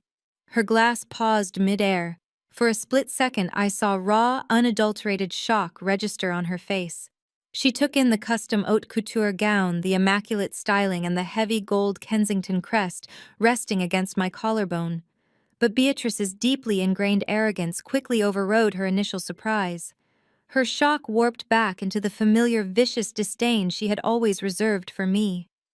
She slammed her champagne glass onto a passing waiter's tray and marched directly toward me, her wealthy friends trailing behind her like eager spectators at a car crash. Madeline. Beatrice hissed, her voice cutting through the elegant hum of the lobby like a rusted blade. Her eyes raked over my dress, her lips curling into an ugly sneer. Where is security? Who let this absolute trash into the building? The nearby guests stopped talking. Heads turned. The quiet, polite atmosphere of the lobby shattered as people eagerly tuned in to the unfolding drama. Beatrice thrived on public humiliation. She loved making a spectacle, fully believing her status made her immune to consequences. Did you honestly think you could just crash my son's engagement gala? Beatrice continued, raising her voice so the gathering crowd could clearly hear every cruel word. I told Trent you were unstable, but this is a new low even for you. Did you steal that dress? Or did you use the charity money Jamal gave you to rent it? Did you come here to beg for leftovers, Maddie? Because the kitchen is around the back. Her wealthy friends chuckled softly, covering their mouths with manicured hands, thoroughly enjoying the scene. I stood perfectly still, letting her words hang in the air. The old Maddie would have flushed bright red, burst into tears, and run back out into the street. The woman standing before Beatrice now simply smiled. It was a cold, pitying smile that clearly unsettled my former mother-in-law. I did not come for leftovers, Beatrice, I replied, my voice steady, carrying clearly across the quiet lobby. I came to deliver a wedding gift. It seemed only polite considering how eager Trent was to merge his assets before the week was over. Beatrice scoffed, stepping closer, attempting to use her physical presence to intimidate me. You have absolutely no assets to merge, you pathetic little orphan. You signed the divorce papers. You are nothing. You have nothing. You are a stain on this family, and I am going to have you physically dragged out of this hotel right now. She turned sharply and snapped her fingers at a nearby hotel manager who had been anxiously watching the exchange. You! Call security immediately. Have this woman removed from the premises before she ruins my family's celebration. The manager took a hesitant step forward, reaching for the radio clipped to his belt, clearly torn between dealing with an irate VIP guest and confronting a woman flanked by men who looked like highly trained mercenaries. Before the manager could unclip his radio, a deep, booming voice echoed from the main entrance, slicing through the tension like a physical blow. If anyone lays a single hand on my daughter, I will personally ensure this hotel is leveled to the ground by morning. The entire lobby froze. The massive gilded double doors swung wide open again. Richard Kensington stepped into the Ritz-Carlton. He did not walk. He advanced, moving with the terrifying predatory grace of a titan entering a battlefield. He was surrounded by a phalanx of his elite security detail men, whose very presence screamed absolute, uncompromising power. The silence in the room was absolute. The wealthy socialites, the hotel staff, even Beatrice's smug friends, stood completely paralyzed. Richard Kensington was not a local real estate developer or a minor socialite. He was a global financial sovereign. His face was recognized in every boardroom and high society circle in the world. Richard ignored the gaping crowd. He ignored the terrified hotel manager. He walked straight past Beatrice as if she were nothing more than a piece of unpleasant trash on the sidewalk, his eyes locked entirely on me. Richard stopped directly in front of me, his tall, broad-shouldered frame completely blocking Beatrice from my view. He did not offer me a sympathetic hug or a pitying look. He offered me a profound, anchoring nod of solidarity. He was not stepping in to fight my battle because he thought I was weak. He was stepping in to stand beside me while I waged war. The silence in the Ritz-Carlton lobby was absolute, thick, and suffocating. The elite socialites who had just been giggling into their champagne flutes were now holding their breath, their eyes wide with genuine terror. Beatrice was physically paralyzed. Her manicured hand remained hovering in the air exactly where it had been when she commanded the hotel manager to throw me out. Her brain was violently short-circuiting. She was staring at the man whose face graced the covers of global financial magazines, a man whose net worth was larger than the gross domestic product of several small nations, and she was trying desperately to understand why he had just referred to the woman she called trash as his daughter. Before Beatrice could force a single word past her trembling lips, A sudden commotion erupted near the entrance of the grand ballroom. The heavy oak doors swung open wider, and a frantic red-faced man pushed his way through the crowd of stunned onlookers. It was Charles Vanguard Brittany's father, the patriarch of the failing hotel empire. Charles was sweating profusely in his tailored tuxedo. His eyes were wide with a frantic, desperate kind of hope. He had spent the last 2 years watching his generational wealth evaporate into toxic debt, praying for a miracle bailout. Seeing the legendary Richard Kensington standing in the lobby of his daughter's engagement gala must have felt like an answered prayer. Charles firmly believed that Trent was a billionaire developer. He likely assumed Trent had pulled a massive string to invite the king of venture capital to their celebration as a gesture of goodwill. Charles shoved his way past a group of frightened socialites, practically sprinting toward us. He smoothed his tie pasted on a desperate, eager smile and extended both of his hands as he approached. "Mr. Kensington!" Charles gasped, bowing his head in a display of profound, pathetic submission. "What an absolute, unexpected honor. We had no idea you were attending the merger celebration tonight. On behalf of the Vanguard family, please allow me to welcome you. If there is anything you need, any accommodation at all, my staff is entirely at your disposal." He thrust his trembling hands forward, waiting for Richard to accept the greeting. Richard did not move a single muscle. He did not look down at Charles's extended hands. He did not even turn his head to acknowledge the hotel magnate's existence. Richard simply shifted his gaze forward, looking straight through Charles as if the man were nothing more than a minor irritating draft of wind. Instantly, two of the massive tactical security guards stepped smoothly in front of Charles, crossing their arms and forming an impenetrable human wall of solid muscle. Charles stumbled backward, his eager smile collapsing into utter confusion. He looked around the lobby, desperate for someone to explain the severe public rejection he had just endured. Richard slowly turned his back on Charles Vanguard, executing the ultimate unmistakable sign of disrespect in high society. He faced the gathering crowd, his piercing green eyes sweeping over the terrified faces of Beatrice's elite friends, the hotel management, and the wealthy guests spilling out of the ballroom. "I am not here for the party." Richard's voice boomed deep and resonant, bouncing off the marble pillars and echoing down the gilded hallways. He reached out and placed a firm, deeply affectionate hand on my shoulder, physically anchoring me to his side.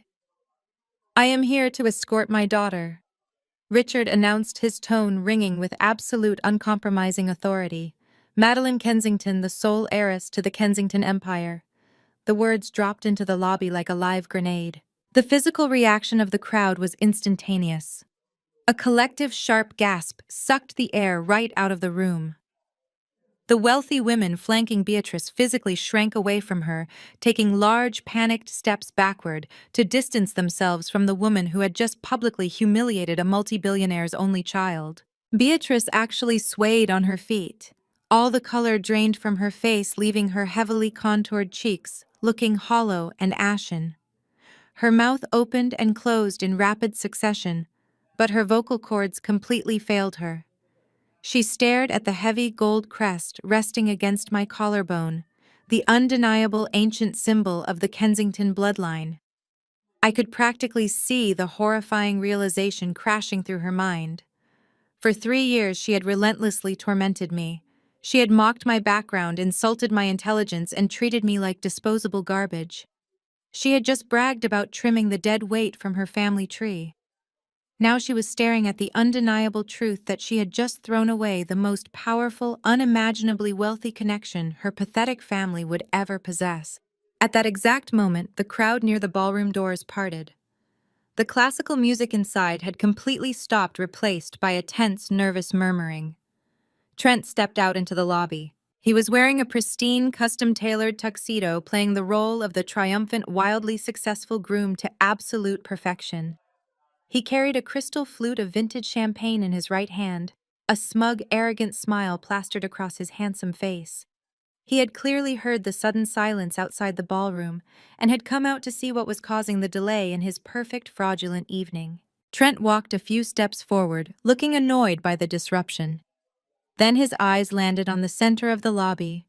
He saw his mother looking like a woman standing on the gallows. He saw Charles Vanguard sweating and trembling behind a wall of private security. And then he saw me. Trent stopped dead in his tracks. His smug smile vanished instantly, replaced by a look of sheer, unadulterated shock. He took in the breathtaking emerald silk gown, the flawless styling, and the fierce, unyielding posture I now commanded. I was no longer the exhausted, terrified woman he had shoved into the freezing rain just 24 hours ago. I was radiating wealth, precision, and absolute vengeance. Then Trent's eyes shifted to the man standing right beside me, with his hand resting protectively on my shoulder. Trent was a man obsessed with money and status. He knew exactly who Richard Kensington was. Every aspiring, desperate businessman in New York worshipped the ground Richard walked on. Trent's gaze locked onto mine. I did not break eye contact. I let him see the cold, merciless promise burning in my eyes. The promise that I was about to dismantle his entire existence. The realization hit Trent with the devastating force of a freight train. His brain connected my face to the billionaire standing beside me, processing the catastrophic reality, altering truth of what he had done. His fingers went completely limp. The crystal flute slipped from Trent's hand. It hit the polished marble floor, shattering into 100 glittering, jagged pieces, the loud, sharp crack echoing through the dead silence of the lobby. A few feet away, Beatrice let out a weak, strangled gasp. Her knees buckled beneath her shimmering silver gown, and she heavily swayed toward the floor, looking like she was about to faint entirely. The sharp crack of Trent's shattering champagne glass was the only sound in the cavernous, gilded lobby. The shards of crystal scattered across the polished marble, mirroring the spectacular ruin of the life he thought he had secured. I looked at the broken glass, then slowly brought my gaze back to my ex-husband's terrified face. The profound, breathless silence stretched for another agonizing second before I decided it was time to end the suspense. I stepped away from Richard's side, my emerald gown whispering against the marble floor. The crowd of elite socialites parted for me instinctively, parting like the Red Sea before a conquering army. I walked straight past the trembling Beatrice, past the sweating, bewildered Charles Vanguard, and approached Trent. Matty, Trent whispered, his voice cracking, completely devoid of his usual arrogance. He looked at me as if I were an apparition, a ghost sent to exact a terrible vengeance. What? What is going on? I did not stop to answer him. I walked past him, my shoulder brushing his rigid arm, and strode directly into the grand ballroom. The space was breathtaking. Thousands of white roses cascaded from crystal chandeliers, and tables draped in heavy silk were adorned with towering centerpieces. A sophisticated jazz band played softly on a raised stage at the far end of the room. Hundreds of elite investors, socialites, and business moguls mingled, completely unaware that the host of the evening was a fraud. I walked down the center aisle, my heels clicking rhythmically, commanding the attention of every guest I passed. Richard and his security detail followed closely behind their imposing presence, silencing any whispered questions. I reached the stage, bypassed the bewildered bandleader, and stepped up to the microphone stand positioned in the center. "Stop playing," I commanded, my voice carrying clear and sharp across the massive ballroom. The musicians, intimidated by the sudden influx of heavily armed security, immediately stopped. The sudden cessation of music caused the remaining conversations in the room to die instantly. Every face turned toward the stage. Hundreds of eyes locked onto me, taking in the unfamiliar woman in the emerald gown holding the microphone with absolute terrifying confidence. Trent had finally recovered enough to follow me into the ballroom. He practically sprinted down the aisle, his face flushed, a frantic, desperate smile plastered across his features. He was trying to salvage the situation, trying to spin my presence into something manageable before his wealthy investors realized something was catastrophically wrong. "Honey," Trent called out, his voice overly loud and falsely affectionate as he approached the stage. "What a wonderful surprise. We thought you were feeling too unwell to attend. Please come down here. Let's not make a scene." I looked down at the man who had thrown my newborn son into a freezing storm. The man who had spent hours earlier that day threatening to steal my child to force my submission in a divorce. He was calling me honey. He was trying to exert control, relying on my old habit of shrinking myself to fit his narrative. I leaned into the microphone. Trent isn't a billionaire, I announced, my voice echoing off the vaulted ceilings. He isn't even a millionaire. The entire ballroom gasped collectively. A ripple of shocked murmurs swept through the crowd. I saw several prominent investors exchange alarmed glances. Trent stopped dead in his tracks, the fake smile melting off his face, replaced by raw, unadulterated panic. "Maddie, stop!" Trent hissed, his voice dropping to a desperate, furious whisper. "You don't know what you're doing. You're ruining everything." "I know exactly what I am doing," I replied, my gaze sweeping the room. "I am a forensic accountant, and for the past 24 hours, I have been conducting a comprehensive audit of Trent's real estate development firm. The company you all believe is securing multi-million-dollar acquisitions is a complete, utter fabrication." I reached into the metallic gold clutch I carried and pulled out a small encrypted flash drive. I tossed it to one of Richard's security men standing near the audio-visual control panel at the side of the stage. The man expertly plugged the drive into the system. Instantly, the massive projection screens flanking the stage, which had been displaying tasteful, elegant photos of Trent and Brittany, flickered and changed. The screens now displayed Trent's authentic, deeply disturbing financial ledgers. Columns of stark red numbers illuminated the ballroom, highlighting massive high-interest loans, delayed vendor payments, and empty operational accounts. "Trent is currently drowning in $15 million of toxic debt," I declared, pointing to the undeniable proof glaring from the screens. "He has been securing your investments by inflating his property valuations and falsifying his quarterly earnings reports." The ballroom erupted. Investors who had poured millions into Trent's firm began shouting, their faces turning purple with rage. Charles Vanguard, Brittany's father, clutched his chest, staring at the screens in absolute horror. He was looking at the financial ruin of the man he thought was going to save his own failing empire. "It gets worse," I continued, raising my voice to cut through the mounting chaos. "Trent is not just incompetent, his executive team is actively embezzling whatever capital is left." I signaled the security man. The screens changed again. This time they displayed the offshore wire transfer receipts, the itemized luxury purchases, and the complex web of shell companies. His chief financial officer, Jamal, has been systematically skimming millions of dollars from the operational accounts to fund his own lavish lifestyle. I stayed, my eyes scanning the crowd until I found Jamal. He was standing near the back, his designer trench coat suddenly looking like a prison uniform. Jamal has been falsifying records, hiding the debt, and using investor capital to buy yachts, sports cars, and private jets. The shock in the room transformed into pure volatile outrage. People were screaming, demanding answers, pulling out their phones to call their own financial advisors. Jamal's arrogant Ivy League composure completely disintegrated. He shoved his way through the angry crowd, sprinting toward the stage, his face twisted in desperate, panicked fury. "She's lying," Jamal shouted, his voice cracking as he lunged toward the microphone. "She's a crazy, bitter ex-wife making up stories. Do not listen to her." He reached the edge of the stage, his hand stretching out to grab the microphone stand. He was inches away from me, his eyes wild with the terror of a man watching his freedom vanish.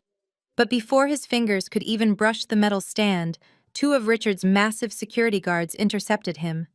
They moved with terrifying efficiency, grabbing Jamal by the arms and slamming him face first onto the polished wooden floor of the stage, pinning him down effortlessly. "Let me go!" Jamal screamed, struggling against the immovable weight of the guards. "She faked those documents. It's a setup." I looked down at Jamal, pinned to the floor, his designer suit wrinkled and his dignity utterly destroyed. "I did not need to fake anything, Jamal," I said softly, crouching down so he could hear me clearly over the shouting crowd. "You were just too arrogant to realize you left a digital trail a mile wide. You should have kept your $500. You are going to need a very good defense attorney." I straightened my posture and stepped back from where Jamal lay, pinned against the polished wooden floor of the stage. The heavy silk of my emerald gown rustled softly, a sound that felt deafening in the localized pocket of silence surrounding me. Out in the grand ballroom, the chaos was absolute. Furious investors were shouting at Trent, demanding answers, demanding their stolen millions. The elite socialites who had just been sipping champagne were now frantic, pulling out their phones and whispering frantically to their financial advisors. But my execution plan was only half complete. I had dismantled the groom. It was time to dismantle the bride. I turned my back on my ruined ex-husband and shifted my absolute focus to the front row of VIP tables. There sat Brittany. The supposed billionaire hotel heiress was trembling so violently that the diamonds around her neck shook under the chandelier light. She was gripping the edge of the silk-draped table with white knuckles, all color completely drained from her perfectly contoured face.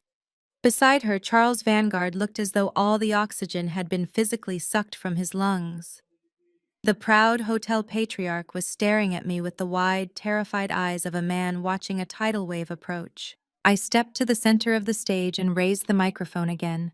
The sharp audio feedback sliced through the room, instantly silencing the panicked crowd. Hundreds of faces snapped back toward the stage. They were waiting for the next blow. I was more than happy to deliver it. Trent is a complete fraud, I announced, my voice ringing with uncompromising authority. But he is not the only person in this room running a desperate, pathetic scam tonight. I signaled the security guard operating the visual presentation panel. The massive screens behind me blinked. Trent's miserable financial records and Jamal's embezzlement files vanished from the display. They were instantly replaced by highly confidential internal balance sheets. I looked directly down at the hotel heiress. And Brittany, your family is bankrupt. A collective sharp gasp echoed through the massive ballroom. The wealthy guests who had just been fawning over the Vanguard family physically recoiled, stepping back from their VIP table as if financial ruin were a highly contagious disease. Brittany's mouth opened in silent horror. Charles Vanguard gripped his chest, his face turning a dangerous shade of red. I pointed to the glowing numbers dominating the screens above me. Your generational empire has not turned a single legitimate profit in 4 years. You are currently drowning in over $600 million of toxic high-interest debt. Your international resort properties are bleeding cash by the minute, and your creditors were preparing to force you into a catastrophic public bankruptcy. I stepped closer to the edge of the stage, making sure my voice carried to the very back of the room, where Beatrice was still leaning weakly against a marble pillar. This entire engagement gala is a mutual con, I stated clearly. Trent was only marrying you for your money. He shoved me and his infant son out of a moving vehicle into a freezing storm last night because he desperately needed your family's hotel fortune to pay off the illegal loans his company secured. And you were marrying him for his.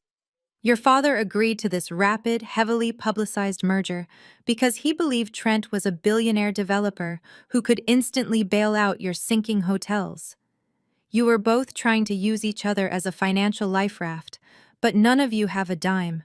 Charles Vanguard staggered forward, his hands shaking violently as he pointed a finger at me. Those are highly confidential corporate records, he shouted, his voice cracking with sheer, unadulterated panic. You have no legal right to access or display those documents. This is corporate espionage. I will sue you for everything you have. I smiled a cold, razor-sharp smile. I reached into my sleek metallic gold clutch and wrapped my fingers around the heavy embossed legal documents Donovan had handed me earlier that day. I pulled them out slowly, letting the crisp parchment catch the light. You cannot sue your sole creditor, Charles I stated smoothly. I held the transfer of debt certificates high in the air for the entire ballroom to see. Your primary private equity lenders panicked when they realized how heavily leveraged you actually were. Kensington Holdings made them a premium offer this morning. They took the guaranteed cash and ran. We bought the debt, all of it. I lowered the papers and locked my eyes onto the trembling heiress. Kensington Holdings bought your hotel debt this morning. I own your family, Brittany. The ballroom exploded, the sophisticated, refined veneer of high society completely shattered. Elite guests began shouting over one another, rushing toward the exit doors to distance themselves from the catastrophic fallout. The engagement gala had officially transformed into a financial graveyard. Beatrice let out a loud, pathetic wail from the back of the room, realizing her highly coveted social standing was instantly and permanently obliterated. Trent, looking like a cornered animal, frantically tried to salvage the only lifeline he thought he had left. He ignored the furious investors shouting his name. He ignored Jamal struggling against the security guards on the stage. He sprinted toward the VIP table, his custom suit looking pathetic as he reached out for his wealthy fiancée. "Brittany, wait!" Trent pleaded loudly. His face twisted in a pathetic, desperate display of fake affection. "Do not listen to her. We can fix this. We can fight them together. I love you." He reached out to grab her hands. Brittany stared at him, her chest heaving. The glamorous illusion was entirely broken. She looked at the man she thought was a billionaire savior and realized he was actually a broke, fraudulent criminal who had just destroyed her last remaining chance at survival. He had conned her just as completely as she had tried to con him. Brittany let out a piercing, furious scream. She ripped her hands away from his grasp, reared back, and slapped Trent across the face with every ounce of strength she possessed in front of hundreds of people. The sharp crack of Brittany's hand striking Trent's face echoed like a gunshot through the rapidly emptying ballroom. The remaining guests, the ones too fascinated by the unfolding disaster to flee, gasped in unison. Trent stumbled backward, his hand flying to his reddening cheek, his expression caught somewhere between shock and pure rage. He had built his entire identity on the illusion of control, on his ability to manipulate people and situations to his advantage. Now stripped of his fake billions and publicly humiliated by the woman he had intended to use as a financial shield, the facade completely collapsed. He spun away from Brittany, his eyes darting frantically around the room until they landed on the stage. He wasn't looking at me. He was looking at Jamal, who was still pinned firmly to the polished wooden floor by Richard's security detail. The realization of his impending federal prosecution finally penetrated Trent's arrogant denial. He needed a scapegoat, and he needed one immediately. Trent lunged toward the stage, his tailored tuxedo jacket straining across his shoulders as he pointed a shaking finger at his chief financial officer. "This is your fault," Trent screamed, his voice raw and hysterical, completely abandoning the polished persona he had maintained for years. "You were supposed to handle the books. You told me the offshore accounts were secure. You said the Vanguard merger would cover the operational deficit before the audits triggered. You stole from me to buy sports cars and private jets for Caroline while you let my company sink." Jamal thrashed against the heavy hands holding him down. His expensive designer trench coat was bunched and wrinkled around his shoulders. The Ivy League arrogance that usually dripped from his every word was entirely gone, replaced by the frantic, panicked survival instinct of a man staring down decades in federal prison. Jamal shrieked back, twisting his neck to glare at Trent. "You signed every single one of those investor reports, you arrogant fool. You approved the inflated property valuations. You were the CEO. You cannot play the innocent victim now. You knew exactly what we were doing to secure those predatory loans, and you willingly participated because you wanted to play the big-shot developer for your elite friends." The betrayal was instantaneous and absolute. There was no loyalty among thieves, especially not when the federal government was involved. I stood calmly at the edge of the stage, my emerald gown cascading around my feet, watching the rats viciously tear each other apart as the ship finally went down. Trent climbed the short stairs to the stage, completely ignoring me and Richard, his focus entirely on destroying the man he had just thrown under the bus. "I have emails," Trent yelled, stepping dangerously close to the security guards holding Jamal. "I have internal memos proving you structured the Cayman Island accounts without my direct authorization. I will hand everything over to the SEC. I will testify against you to secure a plea deal." Jamal's eyes went wide with sheer terror. The threat of Trent turning state's evidence shattered his remaining composure. He realized that Trent was fully prepared to sacrifice him to save his own skin. Jamal stopped fighting the security guards. His body went limp against the floor, a pathetic, whimpering mess. He turned his head, his desperate, pleading eyes searching for a lifeline. His gaze landed on me. "Maddie," Jamal begged, his voice cracking, shedding all pretense of superiority. "Maddie, please. We are family. I always treated you well." I looked down at him, my expression completely impassive. I remembered the Greasy Spoon diner just yesterday morning. I remembered Jamal sliding the non-disclosure agreement across the sticky table, arrogantly offering me $1,000 a month in fake charity to keep me quiet while he stole millions. I remembered him mocking my background, telling me I was uneducated and lacked the pedigree to understand his elite financial strategies. "You shoved a non-disclosure agreement in my face and told me to disappear," I said, my voice cold and steady, cutting through his pathetic pleas. "You told me I was a nobody who did not belong in your world. You were right about one thing, Jamal. I do not belong in your world. Your world is built on lies, theft, and exploitation." "Maddie, you have to tell them!" Jamal sobbed, tears streaming down his face, completely abandoning any shred of dignity. "Tell them I had nothing to do with the worst of it. Tell them Trent forced me to hide the debt. I can help you. I can give you access to the offshore accounts. I can get your money back. Just call off the federal agents, please." I stared at him, feeling absolutely nothing but a cold, clinical satisfaction. "I do not need your help accessing the offshore accounts," Jamal, I replied smoothly. "My father's legal team has already initiated the asset recovery process. You have nothing left to offer me. And as for calling off the federal agents, that is entirely out of my hands." Before Jamal could formulate another desperate plea, a loud collective gasp rippled through the remaining guests in the lobby. The heavy gilded double doors of the Ritz-Carlton, which had remained closed since Richard's dramatic entrance, were suddenly illuminated from the outside. Through the massive floor-to-ceiling windows flanking the entrance, a chaotic, dazzling light show erupted. The dark New York night was instantly painted in violent strobing flashes of intense red and blue. The sharp, piercing wail of multiple sirens cut through the cold air, growing louder and more deafening by the second, signaling the arrival of a massive, coordinated tactical force. The federal execution I had orchestrated was no longer just digital. It had officially arrived at the front door. The blinding strobe of red and blue lights penetrated the heavy glass doors of the Ritz-Carlton lobby, casting frantic, violent shadows against the opulent marble walls and towering floral arrangements.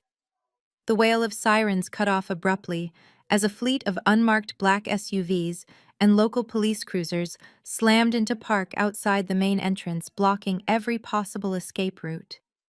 The remaining socialites, already paralyzed by the catastrophic financial revelations glowing on the presentation screens, now backed away in sheer panic.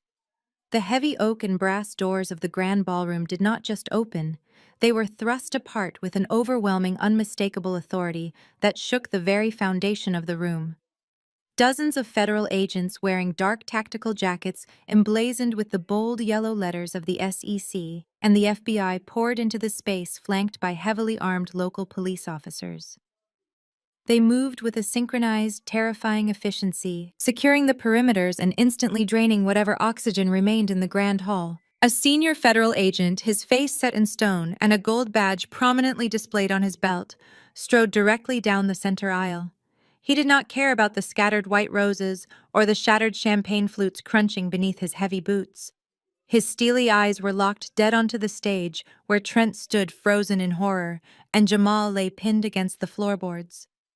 The agent raised a thick stack of manila folders, his deep voice easily cutting through the frightened whispers of the elite crowd. He loudly announced the federal warrants, citing multiple counts of severe wire fraud, massive corporate tax evasion, systemic embezzlement, and the deliberate falsification of financial documents to secure predatory loans across state lines. He explicitly stated that the charges carried decades in federal prison. Trent stumbled backward, shaking his head in absolute frantic denial. He raised his hands, desperately trying to deploy the charismatic charm that had conned so many investors. He protested loudly that there was a massive misunderstanding, that he was a highly respected developer, and that his lawyers would resolve the clerical errors by morning. The federal agents did not entertain his arrogant delusions for a single second. Two robust officers stepped forward and grabbed Trent roughly by the shoulders, spinning him around and slamming his wrists behind his back into heavy steel handcuffs. The sharp metallic click echoed through the ballroom, serving as the ultimate inescapable punctuation to his fraudulent empire. On the stage, the Kensington security detail took a synchronized step back, allowing the federal agents to haul Jamal up from the floor. Jamal was weeping openly now, his expensive designer trench coat ruined and his Ivy League dignity completely obliterated. As the cold steel snapped around his own wrists, Jamal frantically begged the arresting officers to look at Trent, screaming that he was just a pawn following the chief executive's direct orders. Watching her golden son being treated like a common street criminal completely shattered Beatrice. Her entire identity, her carefully cultivated social dominance, and her elite pedigree evaporated in an instant. A visceral, ear-piercing shriek tore from her throat. Her face twisted into a mask of pure, unhinged hatred as she locked her furious eyes on me. Blaming me entirely for the catastrophic destruction of her fake dynasty, Beatrice lost all sense of self-preservation. She charged past the fleeing guests, her hands curled into jagged claws, aiming directly for my face. She screamed that I was a worthless street rat, a parasite who had ruined her perfect, flawless family. I did not even flinch. I did not take a single step backward.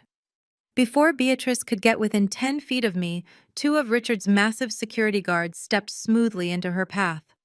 They caught her by the arms, entirely unfazed by her aggressive thrashing. She kicked and spat, fighting like a cornered rabid animal, but the guards restrained her with an effortless, immovable force. My father Richard stepped slightly in front of me, glaring down at the struggling woman with absolute disgust. Beatrice looked utterly pathetic, a disgraced socialite throwing a feral tantrum in a ruined silver gown, while the entirety of high society watched her spectacular, irredeemable downfall. I slowly walked down the short steps of the stage, the heavy silk of my emerald gown gliding over the polished floor, until I stood directly in front of my handcuffed ex-husband and his blubbering brother-in-law. Trent looked up at me, his chest heaving rapidly, his eyes wide with a frantic mixture of fury and absolute crushing terror.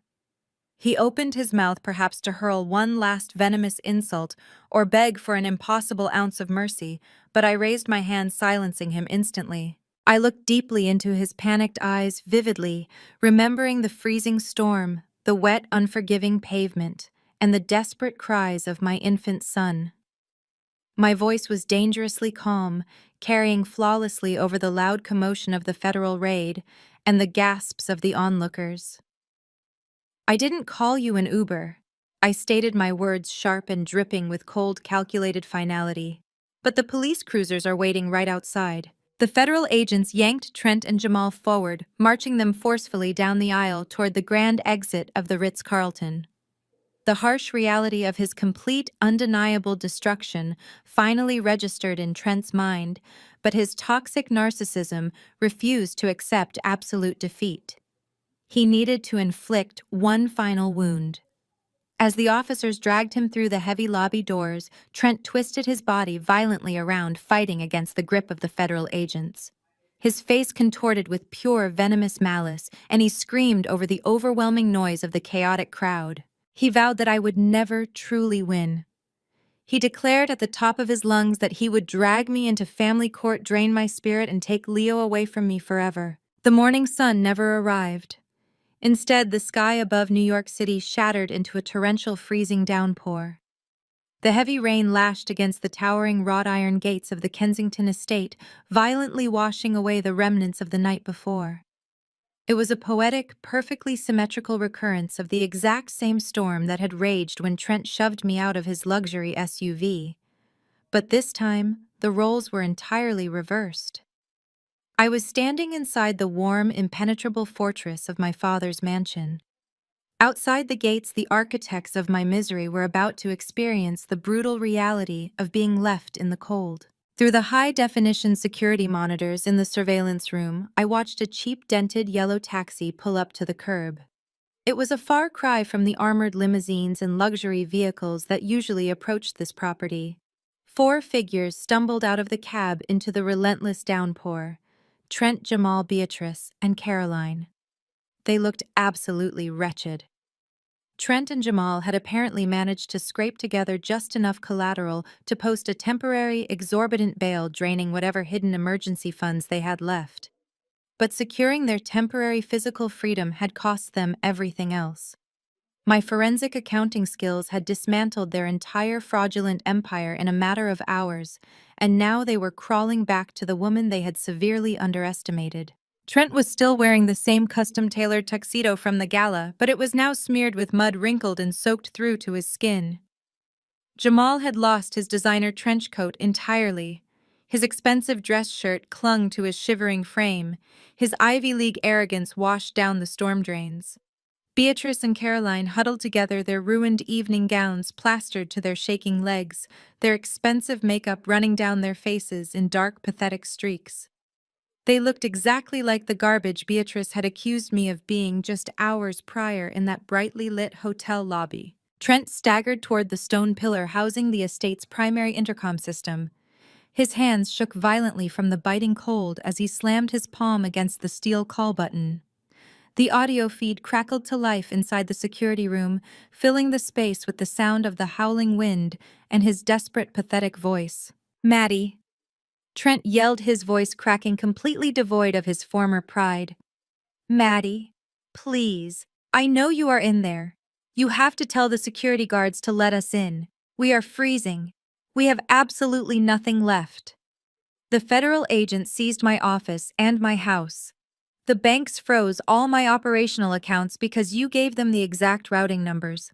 My own lawyers will not even return my calls because my retainers bounced. He leaned heavily against the cold, wet stone, coughing as the rain pelted his face.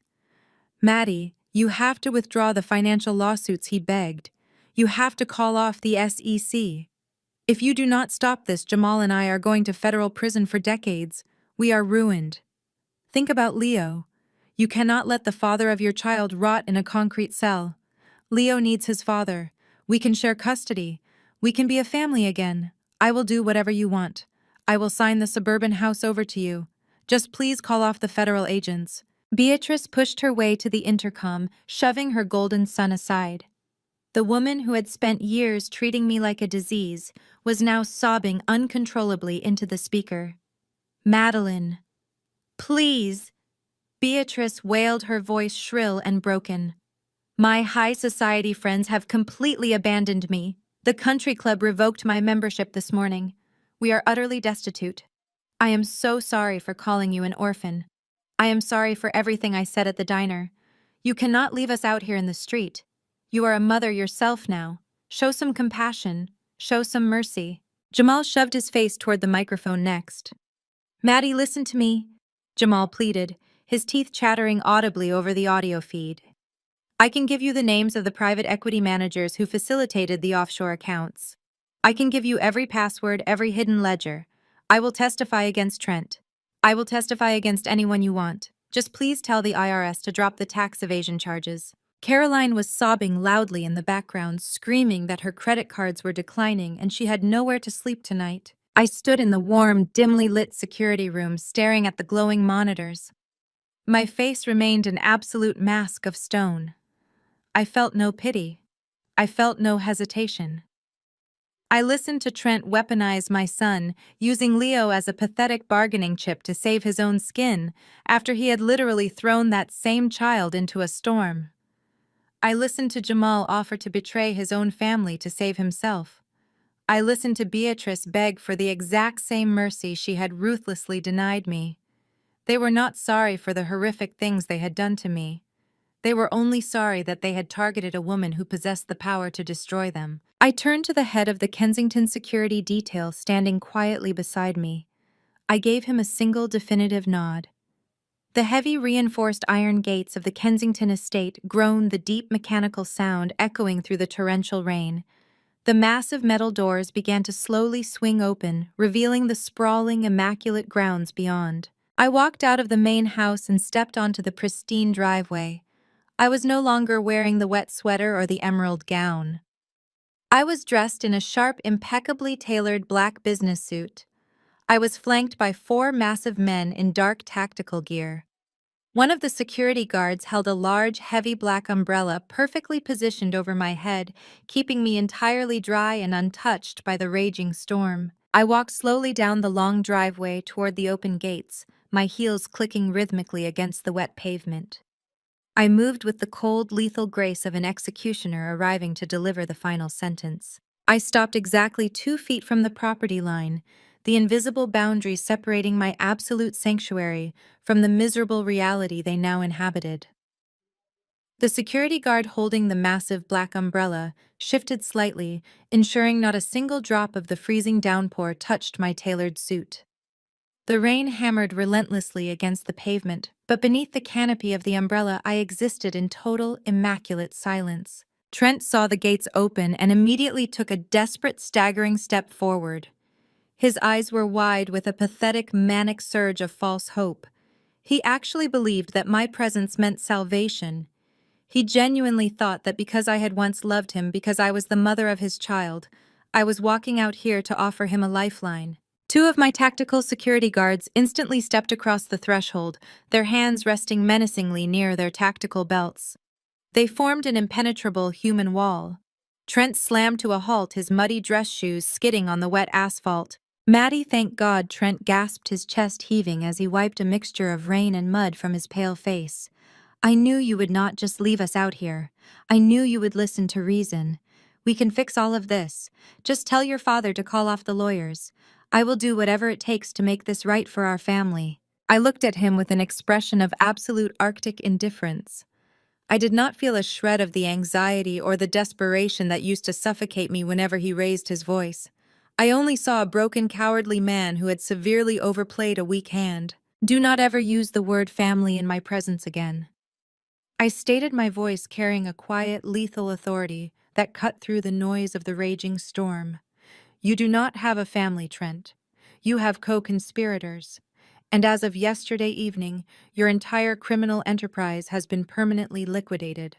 Beatrice shoved her way past Jamal, her ruined silver gown dragging heavily through the dirty puddles. She clawed at the air, her face twisted in a mask of sheer panic. Madeline, please, Beatrice shrieked, her voice shrill and agonizing to the ears. You have made your point. You proved that you are powerful.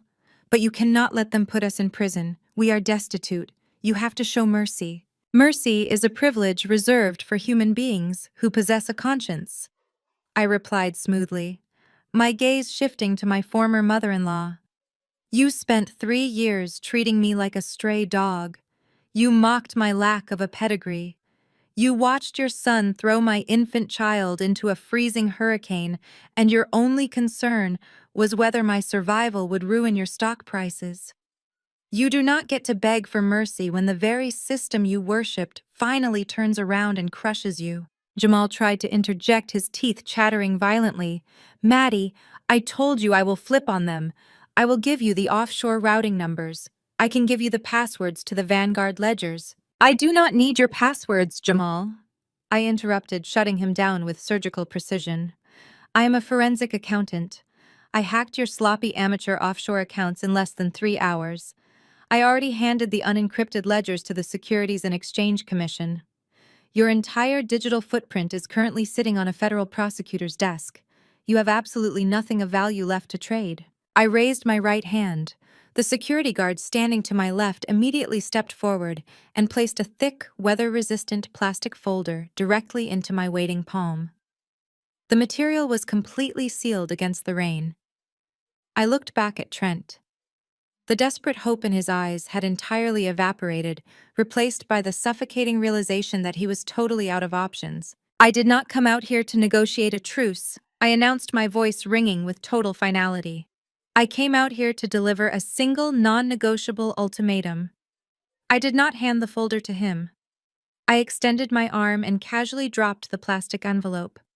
It fell through the freezing rain and landed with a heavy, satisfying slap directly into a deep, muddy puddle right at Trent's ruined leather shoes. Inside that folder is a legally binding, irrevocable declaration for the full and permanent termination of your parental rights to Leo, I stated. Trent stared down at the folder in the mud, his mouth falling open in horror. You cannot do this, he stammered, shaking his head frantically. You cannot force me to give up my son. No judge will allow this. I am his father. You are a convicted felon awaiting a federal indictment, I corrected him sharply. But you are going to sign that document right now, Trent, and you are going to do it willingly, Because if you do not, I am going to destroy what little remains of the people standing behind you. I shifted my gaze to Beatrice and Caroline, locking eyes with the two women who had made my life a living hell. You two really should have paid closer attention to the paperwork Jamal asked you to sign. Over the last 3 years, I said, watching the blood completely drain from Caroline's face. You thought you were just spending Jamal's massive corporate bonuses on chartered yachts and Parisian shopping sprees. But Jamal needed figureheads for his Cayman Island shell companies to bypass the corporate tax audits. Both of your signatures are listed on the articles of incorporation for the exact offshore accounts that laundered the stolen investor funds. Beatrice let out a strangled, horrifying gasp, clutching her chest as if she had just been shot. Caroline stumbled backward, grabbing onto Jamal's wet shirt for support. That makes you both active co-conspirators in a federal racketeering and money laundering scheme, I declared, driving the final nail into their coffins. I have a second hard drive containing the undeniable, irrefutable proof of your signatures on those shell companies. That drive is currently sitting in the hands of my lead attorney. I looked down at the pathetic, shivering man standing in the mud. You have exactly 60 seconds, Trent. You either sign away your parental rights right now, permanently severing your toxic bloodline from my son, or I make a single phone call and the FBI will issue arrest warrants for your mother and your sister before lunchtime. They will go to a federal penitentiary right alongside you. I pulled back the cuff of my blazer and looked at my watch. The second hand began its relentless sweep. 60, I announced. The street erupted into sheer, unadulterated chaos.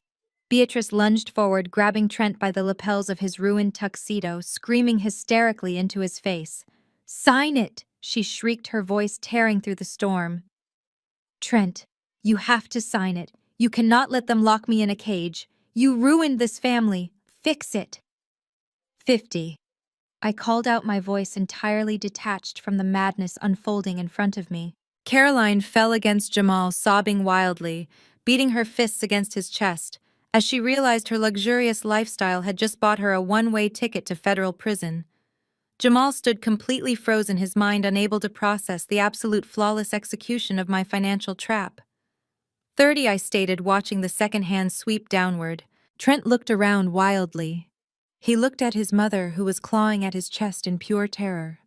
He looked at his sister, who was weeping in the freezing rain. He looked up at the towering, impenetrable fortress of the Kensington estate, realizing that the gates to salvation would never open for him. The arrogant, powerful real estate mogul was entirely gone. He was nothing but a trapped animal backed into a corner with zero avenues of escape. 10, I said softly. A guttural, agonizing sob ripped from Trent's throat.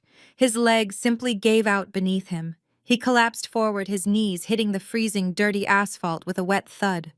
The muddy water splashed up against his ruined trousers as he fell directly into the puddle at my feet. With shaking, trembling fingers, Trent reached down into the freezing water and picked up the plastic folder. He pulled out the heavy legal document and the waterproof pen attached to the clipboard. Completely broken, sobbing into the unrelenting rain, the man who had thrown me away to step into the elite slowly lowered his head and pressed the pen against the paper. Trent knelt in the freezing puddle. The heavy rain battered his shoulders, flattening his expensive tuxedo against his shivering frame. His hands shook so violently he could barely hold the waterproof pen. The cold was seeping into his bones, but the terror in his eyes was entirely driven by the looming threat of federal prison. Beatrice hovered over him, crying hysterically, urging her golden child to write faster. Caroline buried her face in Jamal's chest, unable to watch the complete surrender of her brother. Trent pressed the pen to the plastic document. He signed his name on the line that legally stripped away every single right he had to Leo. He dated it. He added his initials where required by the court. When he was finished, he dropped the pen into the muddy water. He looked up at me from the asphalt, his face smeared with dirt and tears. He held the clipboard out with trembling fingers. The absolute desperation in his eyes was pathetic. He truly believed he had just bought his family their freedom. He thought his ultimate sacrifice had earned my mercy. He thought he had successfully negotiated his way out of federal prosecution by giving me the one thing I valued most. The tactical guard beside me stepped forward, took the clipboard from Trent's shaking hand, and passed it to me. I looked down at the document. The signature was bold and clear despite the shaking hands that had written it. It was legally binding, perfectly executed, and entirely irrevocable. Trent had just signed away the only leverage he thought he possessed. He had legally severed his ties to my child. A heavy, profound silence settled over my side of the gate, contrasting sharply with the chaotic sobbing echoing from the street. I looked down at Trent. A slow, ice-cold smile spread across my face. I looked directly into his desperate, pleading eyes, letting him see the absolute absence of pity. "Thank you," I stated, my voice echoing with absolute merciless clarity over the rain. "But I already sent the hard drives to the FBI last night." The color instantly drained from Trent's face. His jaw went slack, his mouth opening in a silent, horrified gasp. Beatrice stopped crying and stared at me in sheer, unadulterated shock. The realization of what I had just said crashed over them like a tidal wave of concrete. They had surrendered everything, and they had gained absolutely nothing in return. I looked down at the signed document in my hand, my voice dripping with cold satisfaction. "This signature just guarantees my son will never share your toxic bloodline." The realization hit them with the force of a physical blow. Beatrice let out a blood-curdling scream that ripped through the freezing rain, a sound of pure, unhinged devastation. She clawed at the wet asphalt, realizing her elite high society life was permanently destroyed. Caroline fell to her knees next to Trent, wailing in absolute despair as the reality of federal prison set in. Jamal stared at the towering iron gates, his body completely broken, fully comprehending that his Ivy League arrogance had led him straight into an inescapable trap. I did not stay to watch them suffer. I turned my back on the people who had thrown me away. I walked slowly up the pristine driveway, perfectly shielded by the massive black umbrella held by the security guard. I did not look over my shoulder. I did not offer a single word of comfort. The heavy iron gates swung shut behind me with a loud, definitive clang, locking the garbage entirely outside where it belonged. The ensuing weeks played out exactly as I had orchestrated. Federal agents stormed Trent's office and Jamal's luxury residence simultaneously. The financial execution was swift, public, and absolutely devastating. Trent and Jamal were denied bail, deemed extreme flight risks due to the offshore accounts I had exposed. They were indicted on multiple counts of federal wire fraud, tax evasion, and racketeering. Beatrice and Caroline did not escape the inferno. The FBI raided their homes, seizing every designer handbag, luxury vehicle, and piece of jewelry purchased with stolen investor capital. They were formally charged as active co-conspirators, their socialite status instantly incinerated. Brittany's family hotel empire collapsed under the weight of the debt Kensington Holdings now controlled, leaving their generational legacy in absolute ruins. The high society elite who had once fawned over Beatrice completely abandoned her, scrubbing every photo and connection to the disgraced family from their pristine lives. The people who had obsessed over status and wealth were left with absolutely nothing but concrete cells and federal public defenders. The winter storm eventually gave way to a bright, unyielding spring. I stood by the floor-to-ceiling windows of my lavish corner office on the top floor of Kensington Holdings. The panoramic view of the New York skyline stretched out before me, an endless horizon of glass and steel that I now commanded.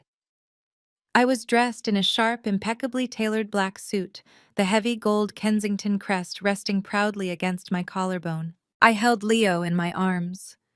He was healthy, growing fast, and babbling happily as he reached out to touch the thick glass of the window. He would never know the sting of being unwanted. He would never know the toxic conditional love of the people who had tried to use him as a pawn. He was safe, secure, and surrounded by genuine devotion. He was the heir to an empire protected by a fortress of wealth, and a mother who would never let anyone harm him. The heavy mahogany door of my office opened. Richard walked in carrying a stack of financial reports. He stopped and looked at us, his piercing green eyes shining with an overwhelming, fierce pride. He walked over and stood right beside me, placing a steady, protective hand on my shoulder. I looked out over the sprawling city below. I was no longer the frightened, discarded orphan shivering in the rain. I was Madeline Kensington. I had dismantled the people who tried to break me, and I was finally holding the absolute power to protect myself and my son forever. Reflecting on true power, Maddie's journey teaches us a profound lesson about self-worth and the necessity of ironclad boundaries. Toxic individuals often weaponize the concept of family to manipulate and control, expecting you to shrink to fit their selfish narratives.